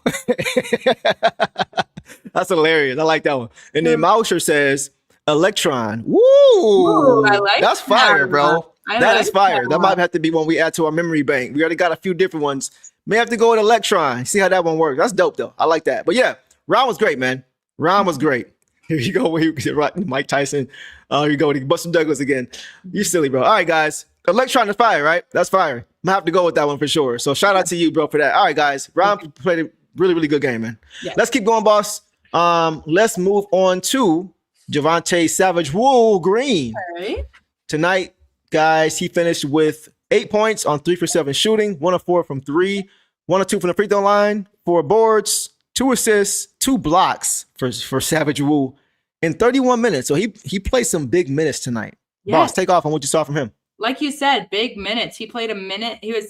Cade was out there for 32, and then he was out, or 33, and he was out there for 31, and then everyone else was under 30. Yeah. Everyone else was under 28, honestly. So we just really relied on him too. Again, this is a guy that he had only 2 fouls tonight, and I've talked about the fouls with him every time, but this is why he played that many minutes tonight, was because he kept himself out of foul trouble when other guys got into it. Exactly. He's such a good defender. Exactly. Yeah, just loved what I saw from him. Again, if you look at that, you might say 8-4-2 and be like, oh, okay, he did pretty good for 30 minutes. That's but I mean, impact. What he did defensively. Again, we got the 2 blocks. He had immediately when he checked in, he had that slam. Yes. I forgot if it was Ausar that missed or someone missed, but he was right there to clean it up. Jaden. Okay. I was like, that was going to be my next guess. He caused that turnover out of bounds. He threw it off of someone's foot last second. And that, again, just a few possessions after being in. And the second, he drew that offensive foul on Smart. I mean, that wasn't like, setting himself up, but he just, he was, trying to fight through the screen. And that's how that happened. And then just big rebounds, getting the ball up the court fast. I think he had that one big rebound and he threw it up to Ivy, who was able to throw it up to someone for a dunk too. Just beautiful. The third quarter, I just have cleanup crew because again, he's just always at the rim. He's just always there. Yeah, he's exactly. Even if you throw it up on the other end, if they got to steal and toss it up, you'd expect him to be waiting at the other rim. Like he's just always there. And then just great defense on LeBron James. I was going to say that too. Yes. So fun. I mean, he was kind of locking up everybody. Had some moments with Luka, but he was on other guys. And that's why, we shut down a lot of their guys too. Not that they have a huge offensive range, but I mean, Smith, that one guy, that Nick Smith, I was telling you I was a little worried about because he put up 21 points 2 days ago. But I don't think he put up any. I think he had a free throw. Sasser was like, I got him. Yeah, exactly. So we was just so good out there on defense, just super reliable when we needed him to be. And I just can't believe that we have him. Chris is who always says this, guys. Chris Morris. Shout out to you, Chris. Mr. What you need, coach. That is exactly who he is, boss. Continue. Yeah. Oh, and I will just say that what Cade said about him after the game. So Wu was just standing there behind Cade. He looks like a bodyguard, and they're like, your bodyguard here, and he's just like, this isn't my bodyguard. This is the man. This is Wu, And then he said, I'm his bodyguard tonight because I got to take care of him for what he did for our team. We talked about how that he was a big part of the defense, not only the defense but helping us get out and run, and that was his role, and how he's just been such a just came in as a group of guys to just really help elevate this team and just give them a lot of credit. So I just wanted to say that as well. But that's my Javonte takes. I've since day one I've loved Javonte. We've been on him. We've been on him since day one, boss. You're right about that. DMG says once Javonte is when he's got LeBron, he said, "Woo-ha, I got you all in check." For those who remember that record. But definitely thought he was great, man. Okay, guys. So we're talking nicknames, right? Talking nicknames. We know Lindsey Hunter and Mike James were the pit bulls, right? I'm calling Ron Holland and Javonte Green the grit bulls. Ooh, the grit bulls. That. Them boys got some grit. They the grit bulls. You can call them Geronte Greenland if you want to. Geronte Greenland. How about that? Geronte, whatever you want to say. But I'm going with the grit bulls, right? But you mentioned the defense. He was incredible. Yeah. The way he guarded LeBron. Like he's also a tough, compact guy. He's not quite as tall as LeBron, but LeBron isn't as athletic as he used to be, so you can get away with it. He was playing great defense without fouling on him, man. Yes, Pete, he said Bron tried to give him the work early, but realized, yes, man, perfect timing. He's too old to be going back and forth with Wu. Yeah, he's younger. He's like 32, 33, I think. Super athletic still at that age. Yeah. And he's just tough. And he's smart defensively, man. He's smart. Like he tired LeBron out, like the way he was just guarding him. It was great to see that. As far as that putback finish we've talked about with Jaden, when Jaden got that steal on Luka and he missed the shot where he got fouled, they didn't call it. Once again, boss, he followed. He still ran with him. And remember how like we were saying when Karras got that steal and he missed the layup? Guess who was there to clean it up? This is a cleanup crew. He did not just say, "Oh, Karras is going to finish that. He's got one guy. He's going to." He didn't say that. He still ran with him, even though he may have thought he was going to run down to back him up. See the shot go in and run down the other way. He didn't assume. Again tonight, Jaden got the steal. He still sprinted back just in case, and he was rewarded again. He just does the right things. Yeah. He just does the right thing. He plays the right way. And that's why we say he doesn't hurt you. Because he's always making the little plays, the heads-up plays that you need to have that don't show up in the stat sheet. And that's why you can play him 31 minutes when he's only got, 8 points? Yeah. Because he's going to do the right thing on the basketball court, boss. And again, like you said, I love the grit bulls because him and Ron do have grit. But Yeah. for me, it's also just like the 5-hour energy coming too. Like, Yeah. they both just want to run. They just want to move. We've seen Javonte Green not be able to sit down on the bench in games that he hasn't got a lot of minutes because he just wants to be out there and move and go. And it's just so fun. And again, Love he's just it. such a good case for why, hopefully, Detroit is his home. Oh yeah. And everything. Again, He ain't going nowhere. Yeah, exactly. He ain't going nowhere. He said, go ahead. I'm sorry. Go ahead. Yeah, I'm just saying that a lot of people in the chats on Untouchables, and I just think that, he's another just spark off the bench. We've said it so many times. Like, that's just what our bench has been doing, is just coming off. And it's not because no matter what, if we're down by 20, if we're up by 20, they're gonna play the exact same way. And he is our most consistent player game to game, and I've said it before. 100%. And he just never lets us down, because even if he doesn't score, he's never even close to fouling out. He's not making stupid reach-in fouls. Like, he's never an issue ever. Not taking bad shots. Yeah. Mm-hmm. He just plays the right way, man. Yeah. He's a connector. Mm-hmm. Right. Not missing assignments, not blowing assignments, not looking up right. Giving up layups and looking at his teammate like this, like what? Like, no, he doesn't. That stuff doesn't happen with him, man. You can trust him. You can trust him, and that's one of the biggest keys, I think, that allows him to play so well for this team. So I totally agree. Great game again from Savage. Whoosh! Somebody said whoosh because he be knocking down the 3-ball. All right, guys, let's move it along, and now let's go, boss, to Isaiah Stewart, Dog Pound Senior. So, guys, tonight, Beef Stew finished with 15 points, 6 for 6 shooting. 1 of 1 from 3, 2 of 2 from the free throw line, 2 boards, 1 turnover, 1 block in 18 minutes, boss. He shot 100%. What the hell? He shot 100%, and that 3 came 18 minutes. A very important time. And look, yes, this is a weird Stu stat line because 2 rebounds is weird. Right. He's. But again, like, it was because we were finishing at the basket. We were exactly. shooting 60%. I'm looking at most of our rebounds were weird. But my notes for him were first quarter, dunk machine. Yes. Quarter, dunk machine. Yes. Third quarter, 3 to start off scoring. Again, when we were in 5, he got us rolling with a 3.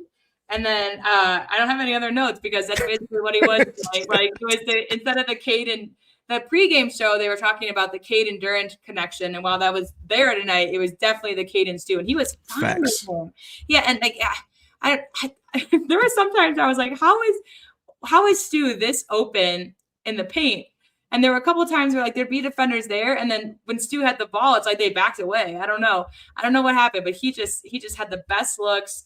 I cannot believe he shot 100% tonight. Did not miss on anything. He's got to start, man. That's cool. He has to start, bro. Like, I said it before, guys. How many DPOY candidates in the history of the NBA did not start, man? Yeah. How many All-NBA defenders in the history of the NBA did not start? And real quick, before you talk about him, I just remembered the pregame show.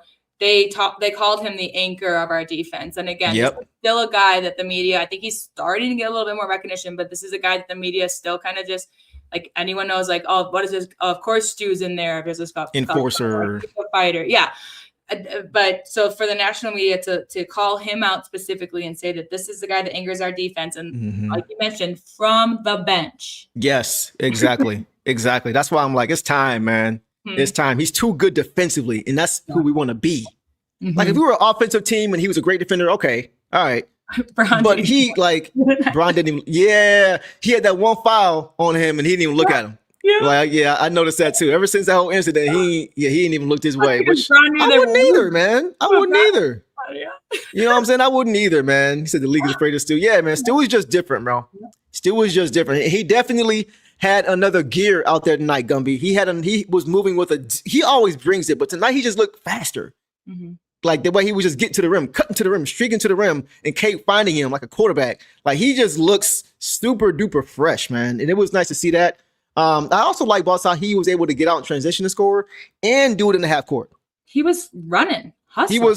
He was setting up shop in that painted area when he had a little dude on him, mouse in the house, and he was catching the ball and finishing. Cade was getting some nice passes through in traffic with multiple hands, and Stu that was nice. So that's what I'm saying. Cade had the 5 turnovers, but he was still diamond out there, man. Yeah, he was slamming. Yeah, he was angry at the rim tonight, man. Yeah, and we talked about it too. Like when we clearly had the win and Sass was getting, like, he was just high-fiving people. He was amped. I think, I until I saw him on LeBron, I kind of forgot, it wasn't present in my mind. We know Stu has grown so much since the LeBron incident his rookie year, but like, so that didn't cross my mind, but I think something about playing LeBron too probably just gets him fired up. That's true. He's out here to show you what's going to happen. I mean, he's always fired up, but tonight it seemed a little bit more personal for some reason. Like you said, just like high-fiving people, slamming the rim. Like maybe it just felt good. Maybe it just felt great because they knew that they were outplaying them regardless of what the score said at close times. They knew that they were outplaying them. I think you were probably right though. He seemed like he had extra was something tonight. It seems like he has that now ever since that whole incident happened. Like nothing with him personally, but he takes it out on the team because of what happened before. Right. Like, yeah, I think you may be onto something there for sure. Greatness says, if Stu starts, who's shooting? Stu shoots a better percentage from 3 than Tobias does this year. And Jaden, right? Those are going to be the guys. And Cade can shoot it as well. He hasn't shown it, but he can. So those are the 3 guys for me, right? It's going to be Cade, Jaden, and Stu going to be your shooters to start. But once again, you're going to be relying more so on your transition or offense that you are able to get because of how you're creating defense or turnovers off of defense, boss. And our paint game tonight too. Like Duren and Stewart are consistently up there, especially Duren with in our offense, second, third, fourth scorers because of them hanging at the paint and getting the dunks and the baskets and the layups. So they don't necessarily have to be. If you have Ivy and Cade out there, then you don't need to worry about mid-range and threes. Right. I agree. And Jaden has shown that he can shoot the ball, man. He's one of the best shooters on the team this year. 40%, again, like I mentioned, from 3.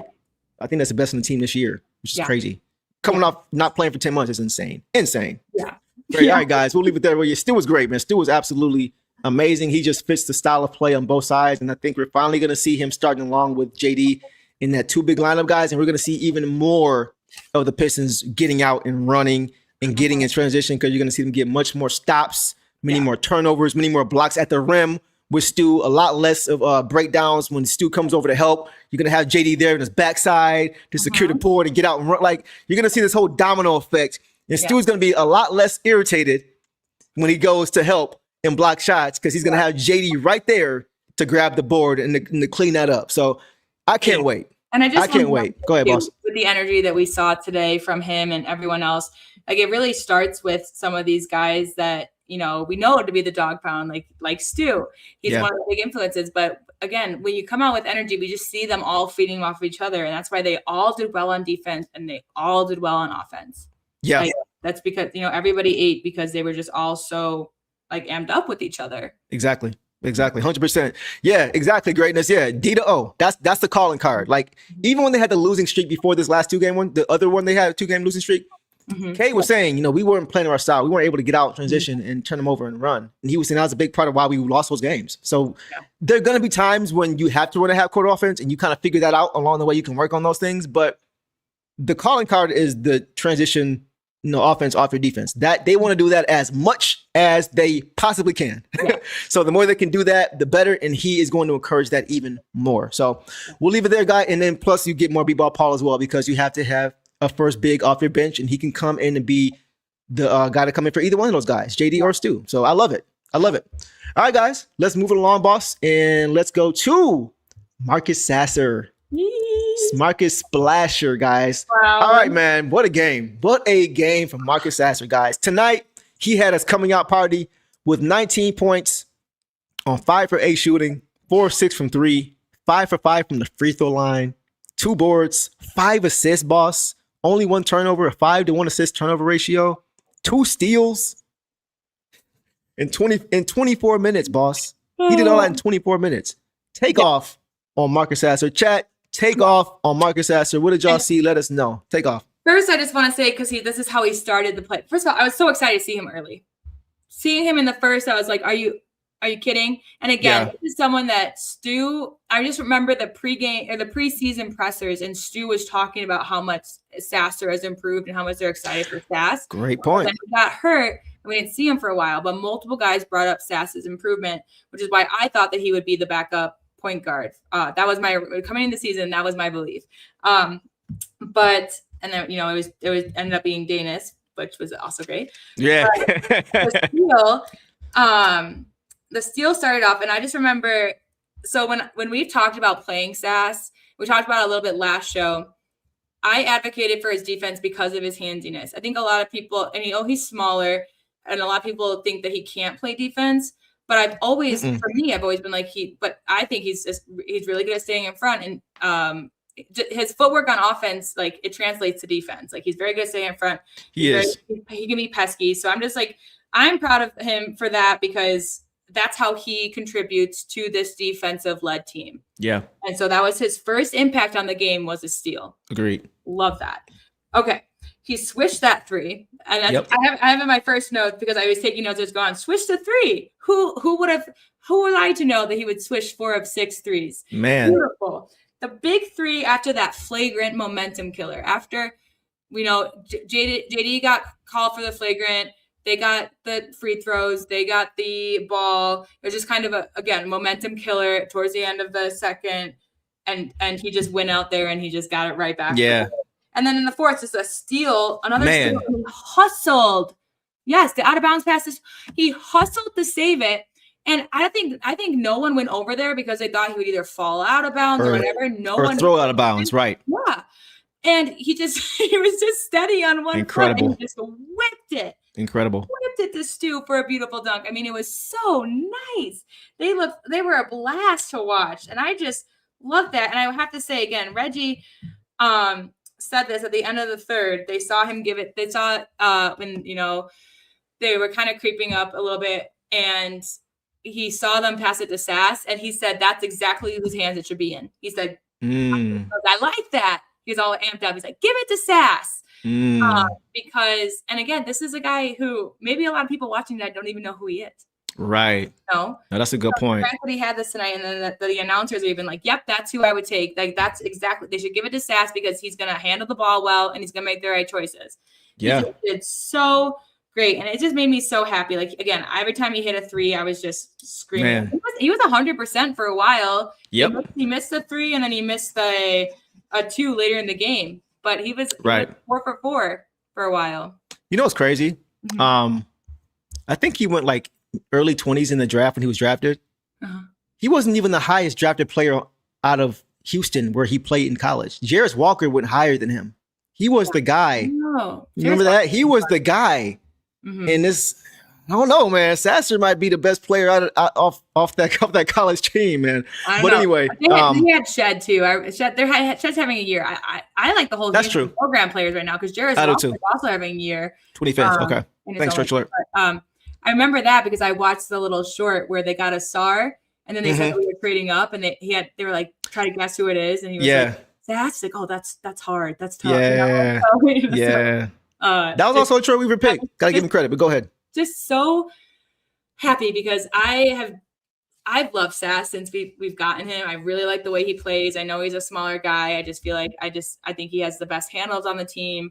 Like, I think he's just such a fun player. He really comes in clutch with threes, as he did today as well. We haven't been able to see a lot of him, not only from the injury, but even last year we didn't see as much because of shifts like Schroeder coming in and things like that. Yep. But so this just made my entire night. And again, like, he had me every time he scored, I was like, yes, like, man.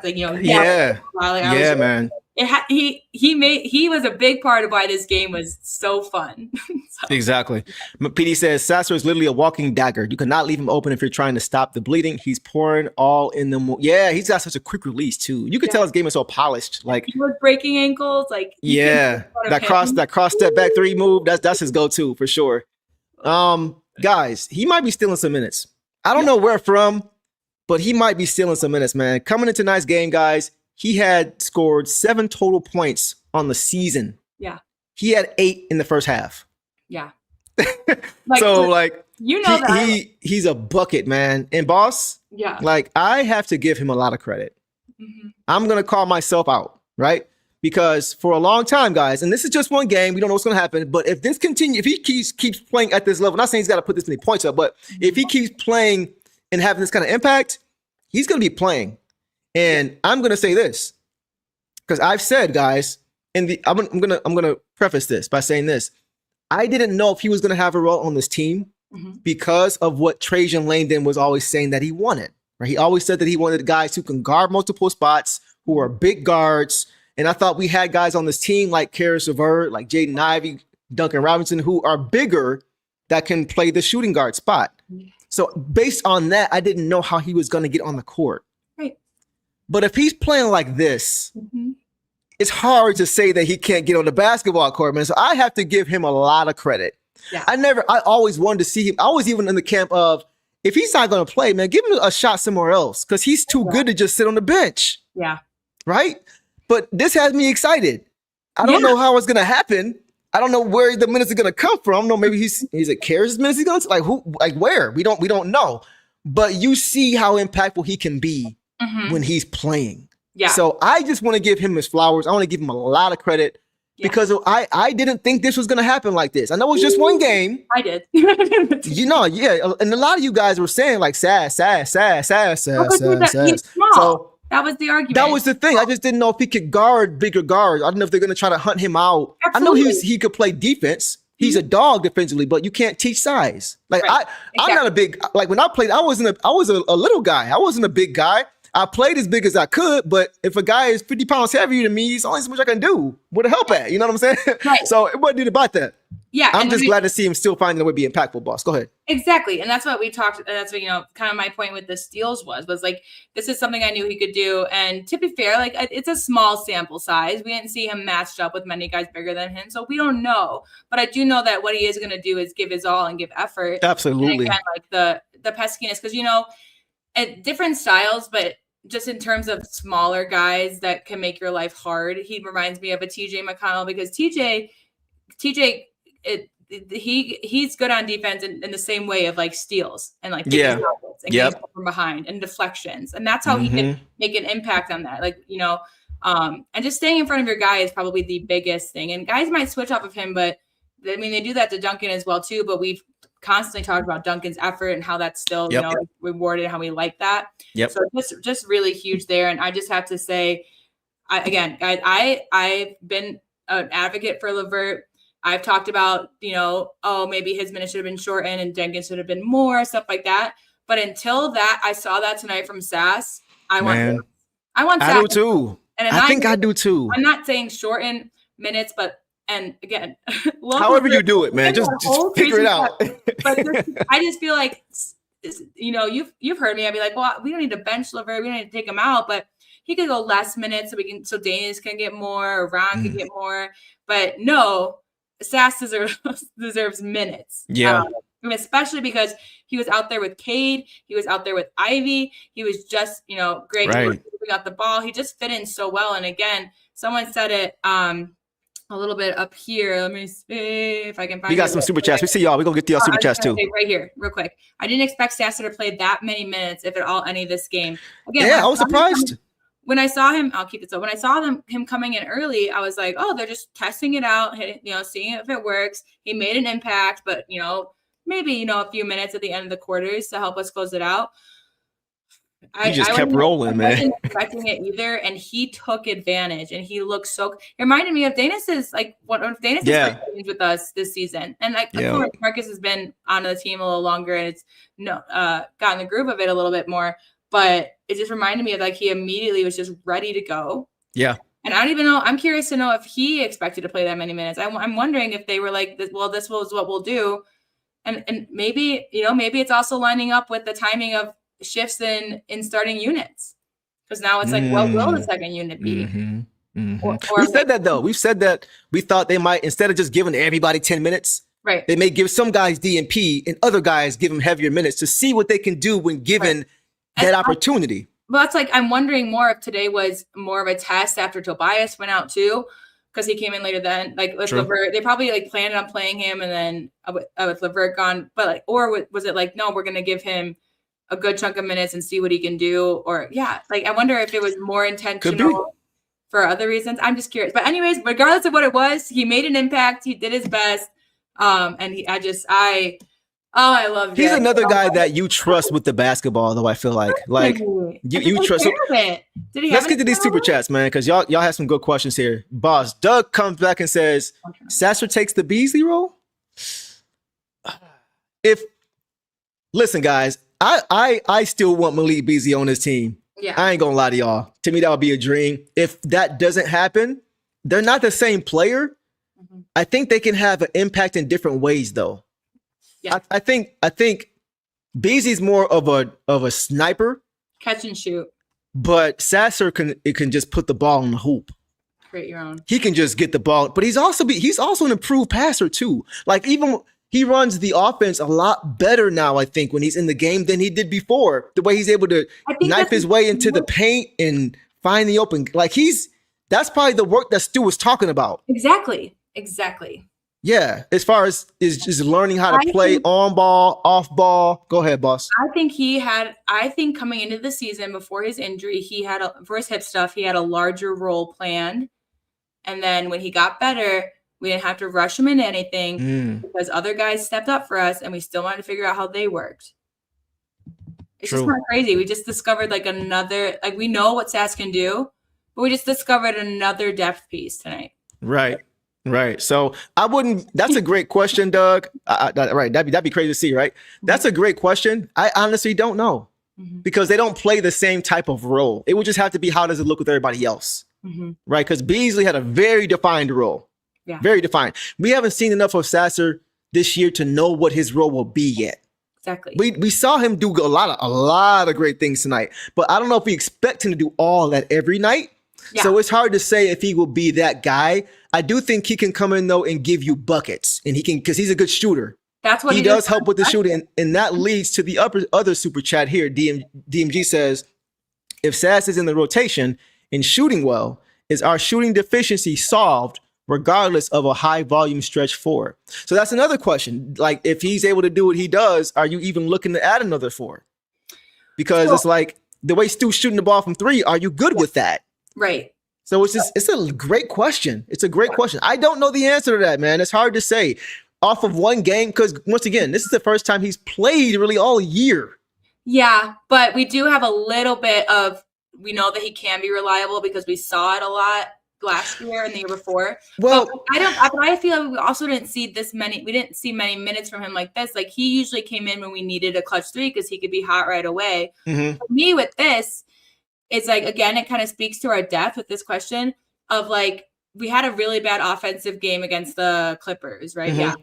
But if Sass can shoot, and we know Sass can shoot. So Duncan had an off 3 game tonight.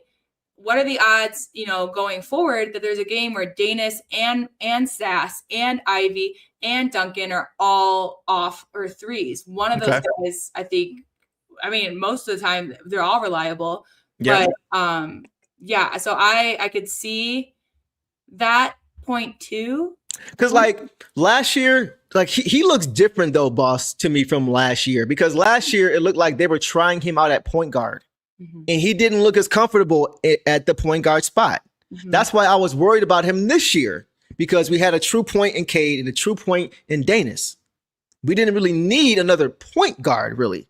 I thought we had more of a need at point guard. I'm sorry, we had more of a need at point guard and not a shooting guard, because we already had like 3 or 4 shooting guards. And last year he didn't look comfortable. He looked out of position trying to play the point guard. He would run a set or two and it would look okay. But a lot of time the offense would kind of get bogged down because he was trying to play out of position. But this year he looks like he's more of a dual guard. And maybe that's what Stu was talking about as far as his growth. Absolutely. And I completely agree with you. What I meant is that we know he's reliable on shooting from last year, because he brought in, take the harder shots. Was it last year or the year before that he got like fouled in the final few seconds on a 3-point shot and made it? Yeah. Like, there's certain plays like that, you can trust him to take you can trust him to go in.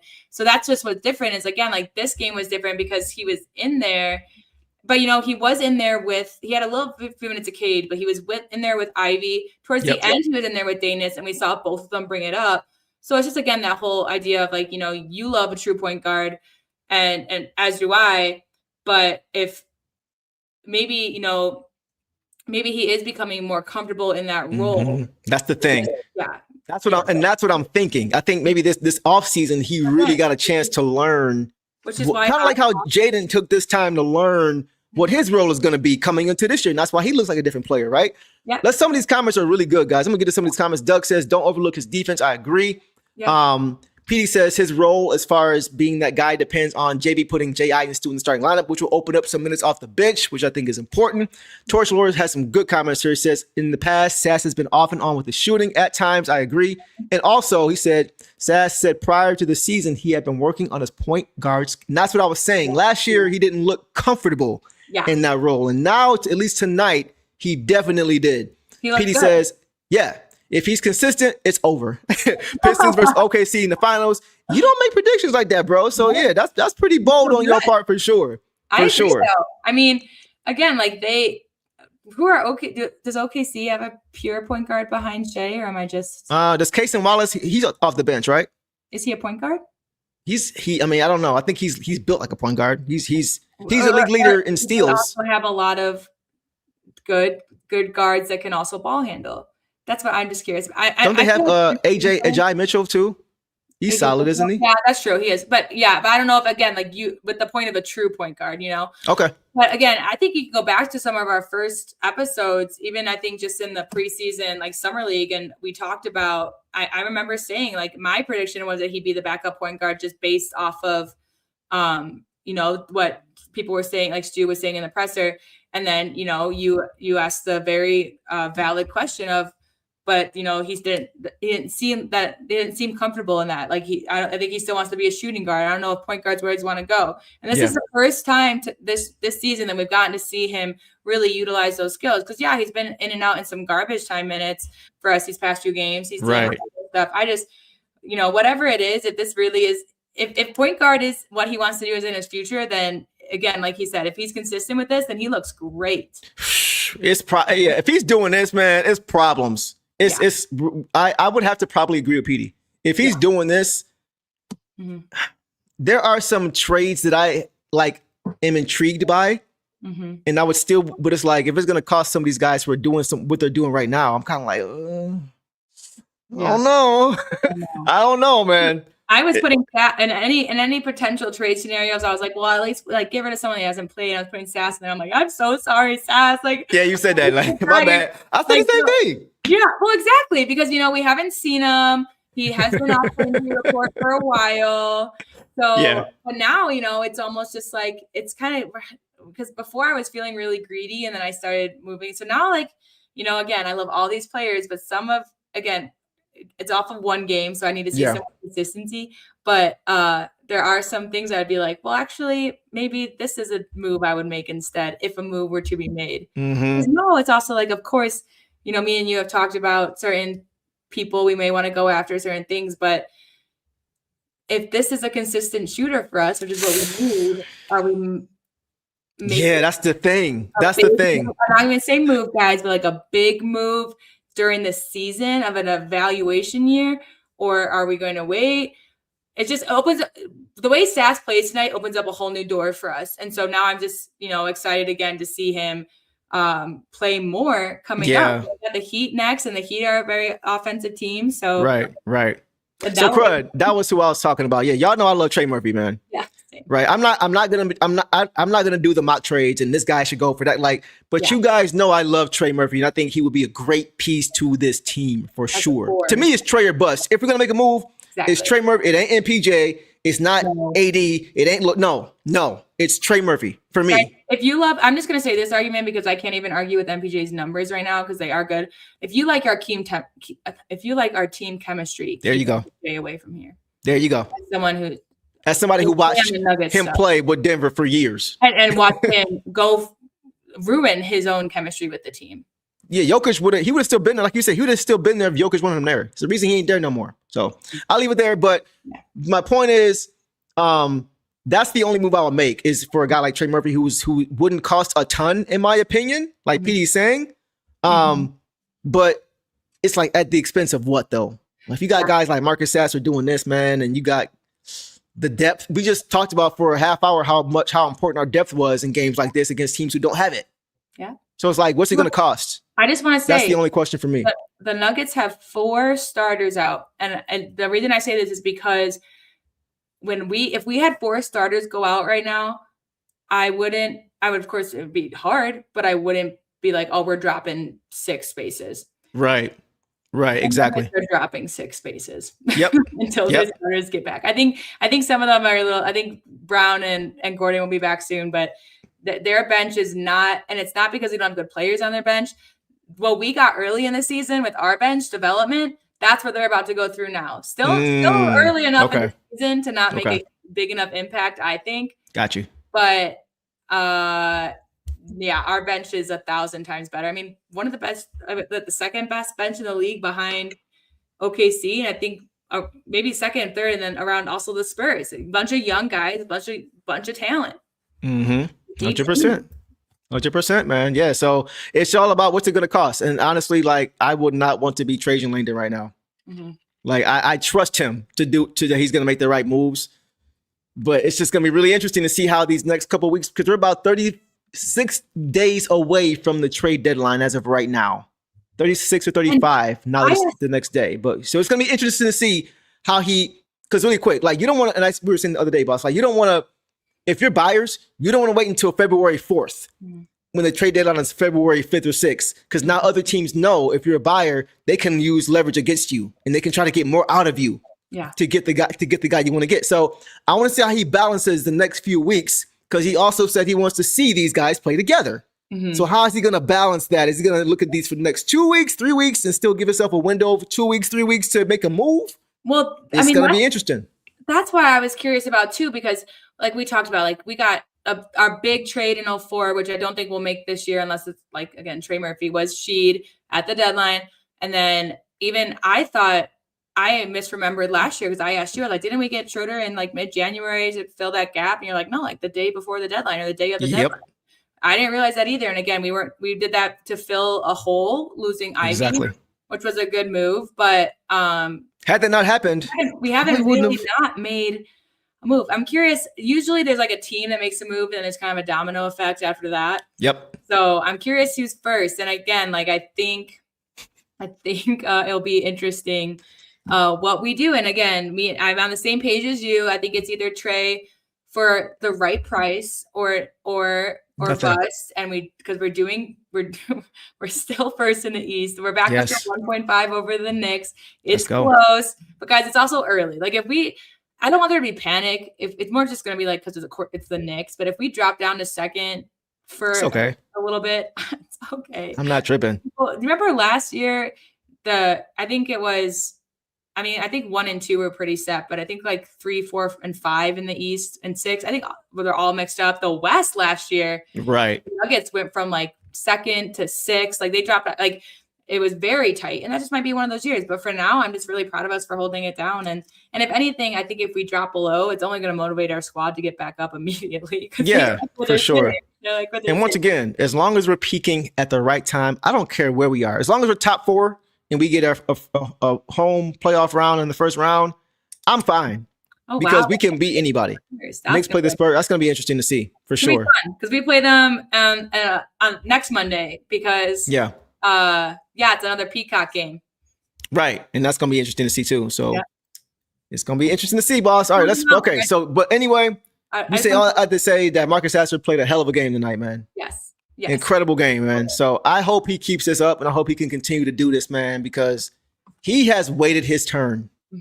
He has waited his turn. He's had to be I don't want to say cheerleader, but you know what I mean. He's rooted his teammates on. He's rooted his best friend on, Daniss Jenkins. Those guys are like best friends. He's watched him and been there for him. So it's nice to see Marcus Sasser get his opportunity, the assassin, tonight for sure. Really reminded me. I'll say it real quick. The post-game interview quote. Sorry about my camera. The post-game interview quote that Cade had, they asked about Sasser first, and he just said he's been through a lot. He's like, he just kept saying he's a dog, tough mindset. He fought through injury. He's been ready to go. He brings scoring and shiftiness, a spark. That's what Cade said about Sass, and hit the nail on the head, and also acknowledge because Cade has been there. He had a little bit more severe than Sass, but Cade has been there, being the guy with the injury. Who has to, work his way back into form and minutes. So for sure, man. So all these guys have endorsed him, like religiously, continuously, and consistently. So that's a big sign in itself. So good for him, man. So guys, we'll quickly move on to Paul Reed. and then we will pretty much call it a night. Yeah. Paul Reed tonight, guys, played 8 minutes. He had 3 points, 1 for 3 overall. Made his only free throw, 2 boards, 1 turnover, a steal in 8 minutes. So, boss, any thoughts on Paul Reed tonight? Just in the second, he had the big and one at the end of the second, and then the steal that led to the Cade dunk, which was nice. I saw him fighting. There's a little things I'm just like, oh no, Paul. He had a bad turnover again, which he had last game too. But I think it is just he was getting. I'm not worried. Like he's gonna clean it up. He's still super reliable. I'm not panicking when he comes on the floor. I don't think things are gonna change. He's just always there too. He's just shifting. He's just always there. Just hold on to the ball too. That's what I just love about him. That ball does not come out of his hands once he good rebounder. Yeah, for sure. Yep. And then Chaz Lanier played 3 minutes, had 2 points off 2 free throws. Good for him to get out there. Daniss Jenkins only played. Let's talk about this depth. And we had guys like Daniss Jenkins playing. He didn't even play 4 minutes. Paul Reed 8 minutes. Chaz Lanier 3 minutes. Like them guys didn't even really play, and we dominated and still blew out the Lakers to a tune of the most points we've ever beaten them by ever in our history on the road against them. So just shows the craziness and the depth that we have in this team, man. And somebody said that we're saving Daniss for the playoffs. Y'all know how I feel about Tank. Yeah. He's a dog too. So that's a whole other conversation we ain't gonna get to tonight. It's already been 2 hours, but he's also a dog. So we got a lot of depth, guys. J.K. Perkins says, what do you have against MPJ? Nothing against MPJ. I just don't think he's a good fit for this team. And I'll just say real quick, I think it was a great trade that the Nuggets did because he wasn't vibing anymore with us. And then, he's popping off in New York, which I'm really happy about. Cam Johnson's been great for the Nuggets on the defensive end. For me, that's also something MPJ won't bring the defense effort that we require. And right now, for me, it really is just a team chemistry thing. And just look more into that if you'd like. Just search up MPJ offseason this year. And by the way, guys, boss says she lives in Denver. Yeah. So she watches 82 games of Denver every year. Like she knows this team and these guys individually better than probably all of us here in the chat. So I take her word for that whenever we have conversations and I push back and she's like, nah, bro. I'm like, all right, my man, you got it. Yeah, I mean, I'll take her word for it because she knows. You can grow. He's having a great time for the Nets. He did great things for our championship team. People were fans of him. I don't ever see his jersey anymore. So yeah, so it is what it is, man. All right, guys. Anything else we got to get to tonight, boss? Let's see. Okay, so real quick, upcoming schedule. So, guys, let's very quickly take a look at the upcoming schedule that we have coming up, and then we will move on from there. So here are a few games we have coming up, boss. The top of the year, we have the Heat at home. Then we got the Cavs on the road, and we got the Knicks game. You talked about the Bulls. Any of those games out of the next 4 or 5 that you have kind of circled on your calendar, boss? I mean, the Cavs, I want to make up for how we started the season against them. Facts. So, but I think we can do it. They've been playing a little bit more aggressively. They've been called upon with Mobley, but I still think we can do it. They really rely still very heavily on Donovan Mitchell. Other guys can fall behind. The Heat always give us problems, but I'm not too worried about it. The Knicks, I'm excited for, worried for. It'll be interesting. They've been the Knicks and the Cavs have been fourth quarter comebacks. Like they have been lighting it up in the end. So as long as we stay steady and we have a decent lead and we keep it on for 48 minutes, we're fine. Bulls, I'm not worried about. Okay. So is that the Knicks and the Bulls are at home? Knicks game is at home and Bulls also at home. Yep. Wow, we got a long home game stretch there. And then the Clippers at home, and then the Suns at home, and then the Pacers at home, and then the Celtics at home. So we got a nice little homestand after this little road trip, boss. Yeah, I would say those first. Well deserved. Yeah, I'll bring it back up. Go ahead. I'll bring it back up. I was going to say the first. So the Heat, Cavs, Knicks, those 3 games, that's what I'm most worried about. After that, and then the Clippers, I guess I can throw them in there now. But after that, I think we're pretty good for a while. I think we can handle it until maybe the Rockets. I see a little win streak happening here, boss. I do. I think we beat the Heat. I think we beat the Cavs. The Knicks is going to be, I don't know, that's going to be a tough one. They're going to be, if we play like we played tonight, like, again, when we play our ball, it's going to be tough. And that's all I want. Like, if we played that way tonight. I agree. And we lost, it would be super frustrating only because we played so well. Yeah. Whereas, like, the last game, we didn't play well at all. So it was like, well, we're not going to win if we play like that. So as long as we play this, and if the team beats us, then I at least know that we made them work for that. You know? I agree. No, that's fair. But I definitely, as long as we play our style up, we're going to lose games. Yeah. So as long as we play our style, I'm okay with losses. It's going to happen. But I definitely think this little stretch here, we can really make a run. For sure. So it's going to be fun to see, guys. Exciting. So I just wanted to get you guys' opinion on that. We will leave it there. PD says, stand on a deuce. We're going to beat the Knicks. Said stand on it. Okay. Hey, we'll see. We'll see. Listen, I know we can. Like Chris, next up is who I want. One game at a time. That's your mentality. I'm with it. I'm with it. I'm with it. And finally, before we got here, guys, we're at the end of the year. So before we conclude, we need you guys to either put it here while the video is still going, or if the video ends, let us know what were some of your favorite moments from this calendar year. Yeah. A lot to choose from. Was it Cade making the All-NBA? Was it the 13-game winning streak? For me, boss, it was us getting our first playoff win in 17 years. Yeah. Right? Us losing to the Cavs in 09, losing to the Cavs again in 16, losing to the Bucks in 19, not getting a win at all. Yeah. For us to finally get a win and just get off the snide, for me, was big. I know we lost the series, but it just told me that we were heading in the right direction and we can kind of move forward. So you guys, if you have a moment, boss, you can let us know. But chat, you can let us know as well what your favorite moment was from this year. But what you got? What you got? I have way too many, but just from this year, I was thinking about early in the day when the NBA was like posting top 10s, and I was like, how is this not on there? It was when Ron like completely blocked Keontae George at the perimeter and then just brought it up for a dunk. I just like that because it was sort of the beginning of our season. Yeah. And we're just excited to see Ron. But that was just, I mean, again, I have so many. There were big Paul Reed moments. There were just big so many moments. Tim Hardaway last year just popping off for SBs. Yeah, I'm excited to read all your guys's because you're just going to remind me of a bunch and they're all going to turn into my favorite. But just from today, looking at some of the top 10s, I was like, that should be on there, the Ron one. I love it. I love it, guys. So yeah. So take a minute, guys. Think about it. Make sure you put it in the comment section, though. Let us know what your favorite moment was. And we'll get to those two. We want to hear from you guys. It's been a great year with all of you guys. We enjoyed this, man. It's been a lot of fun. 150 people still here at 3 o'clock in the morning, almost 4 o'clock. I don't even know how we're still awake. So we really appreciate the support, man. That's crazy, guys. But with that, guys, that is a wrap for this show. That is a wrap for this year. We appreciate you guys always showing up and showing out as you guys always do, showing support to the Ron Holland Foundation. We really appreciate that.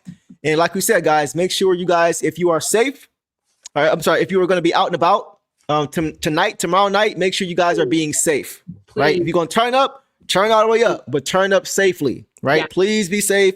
Please be responsible so we can all be back here together for our next game and be there for our loved ones and just do the right things, right? So make sure you guys are taking care of yourselves and we'll go from there. But we look forward to seeing you guys all back here at the top of the year after the Pistons play the Miami Heat. Hopefully we get a dub and we appreciate you. So y'all have a great night and y'all know the drill, man.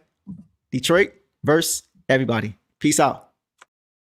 All the dirty work, all dog. I'ma dive on the floor, go try to block every shot, and I'ma be physical with you the whole game. You know Stu gonna be physical with you. When you think of the Pistons, you think it's just hard work and just gritty basketball.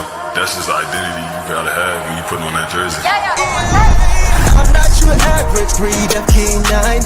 Not a good dog, I'm bad boy for life. I set the tone, don't care about no tick. Let it be known, I get my respect. Come in the lane and see I don't bluff. If you retaliate, that's on ya. Talking hundreds, I heard your shade. Talking that shop, you must run this way. Look the dog palm, mess around, find out, Look the dog palm, mess around, find out,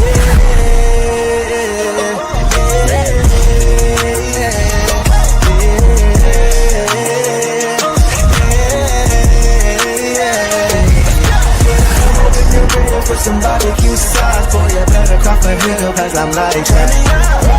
When you're ready for some barbecue sauce, boy, you better crop a hill, cause I'm like that.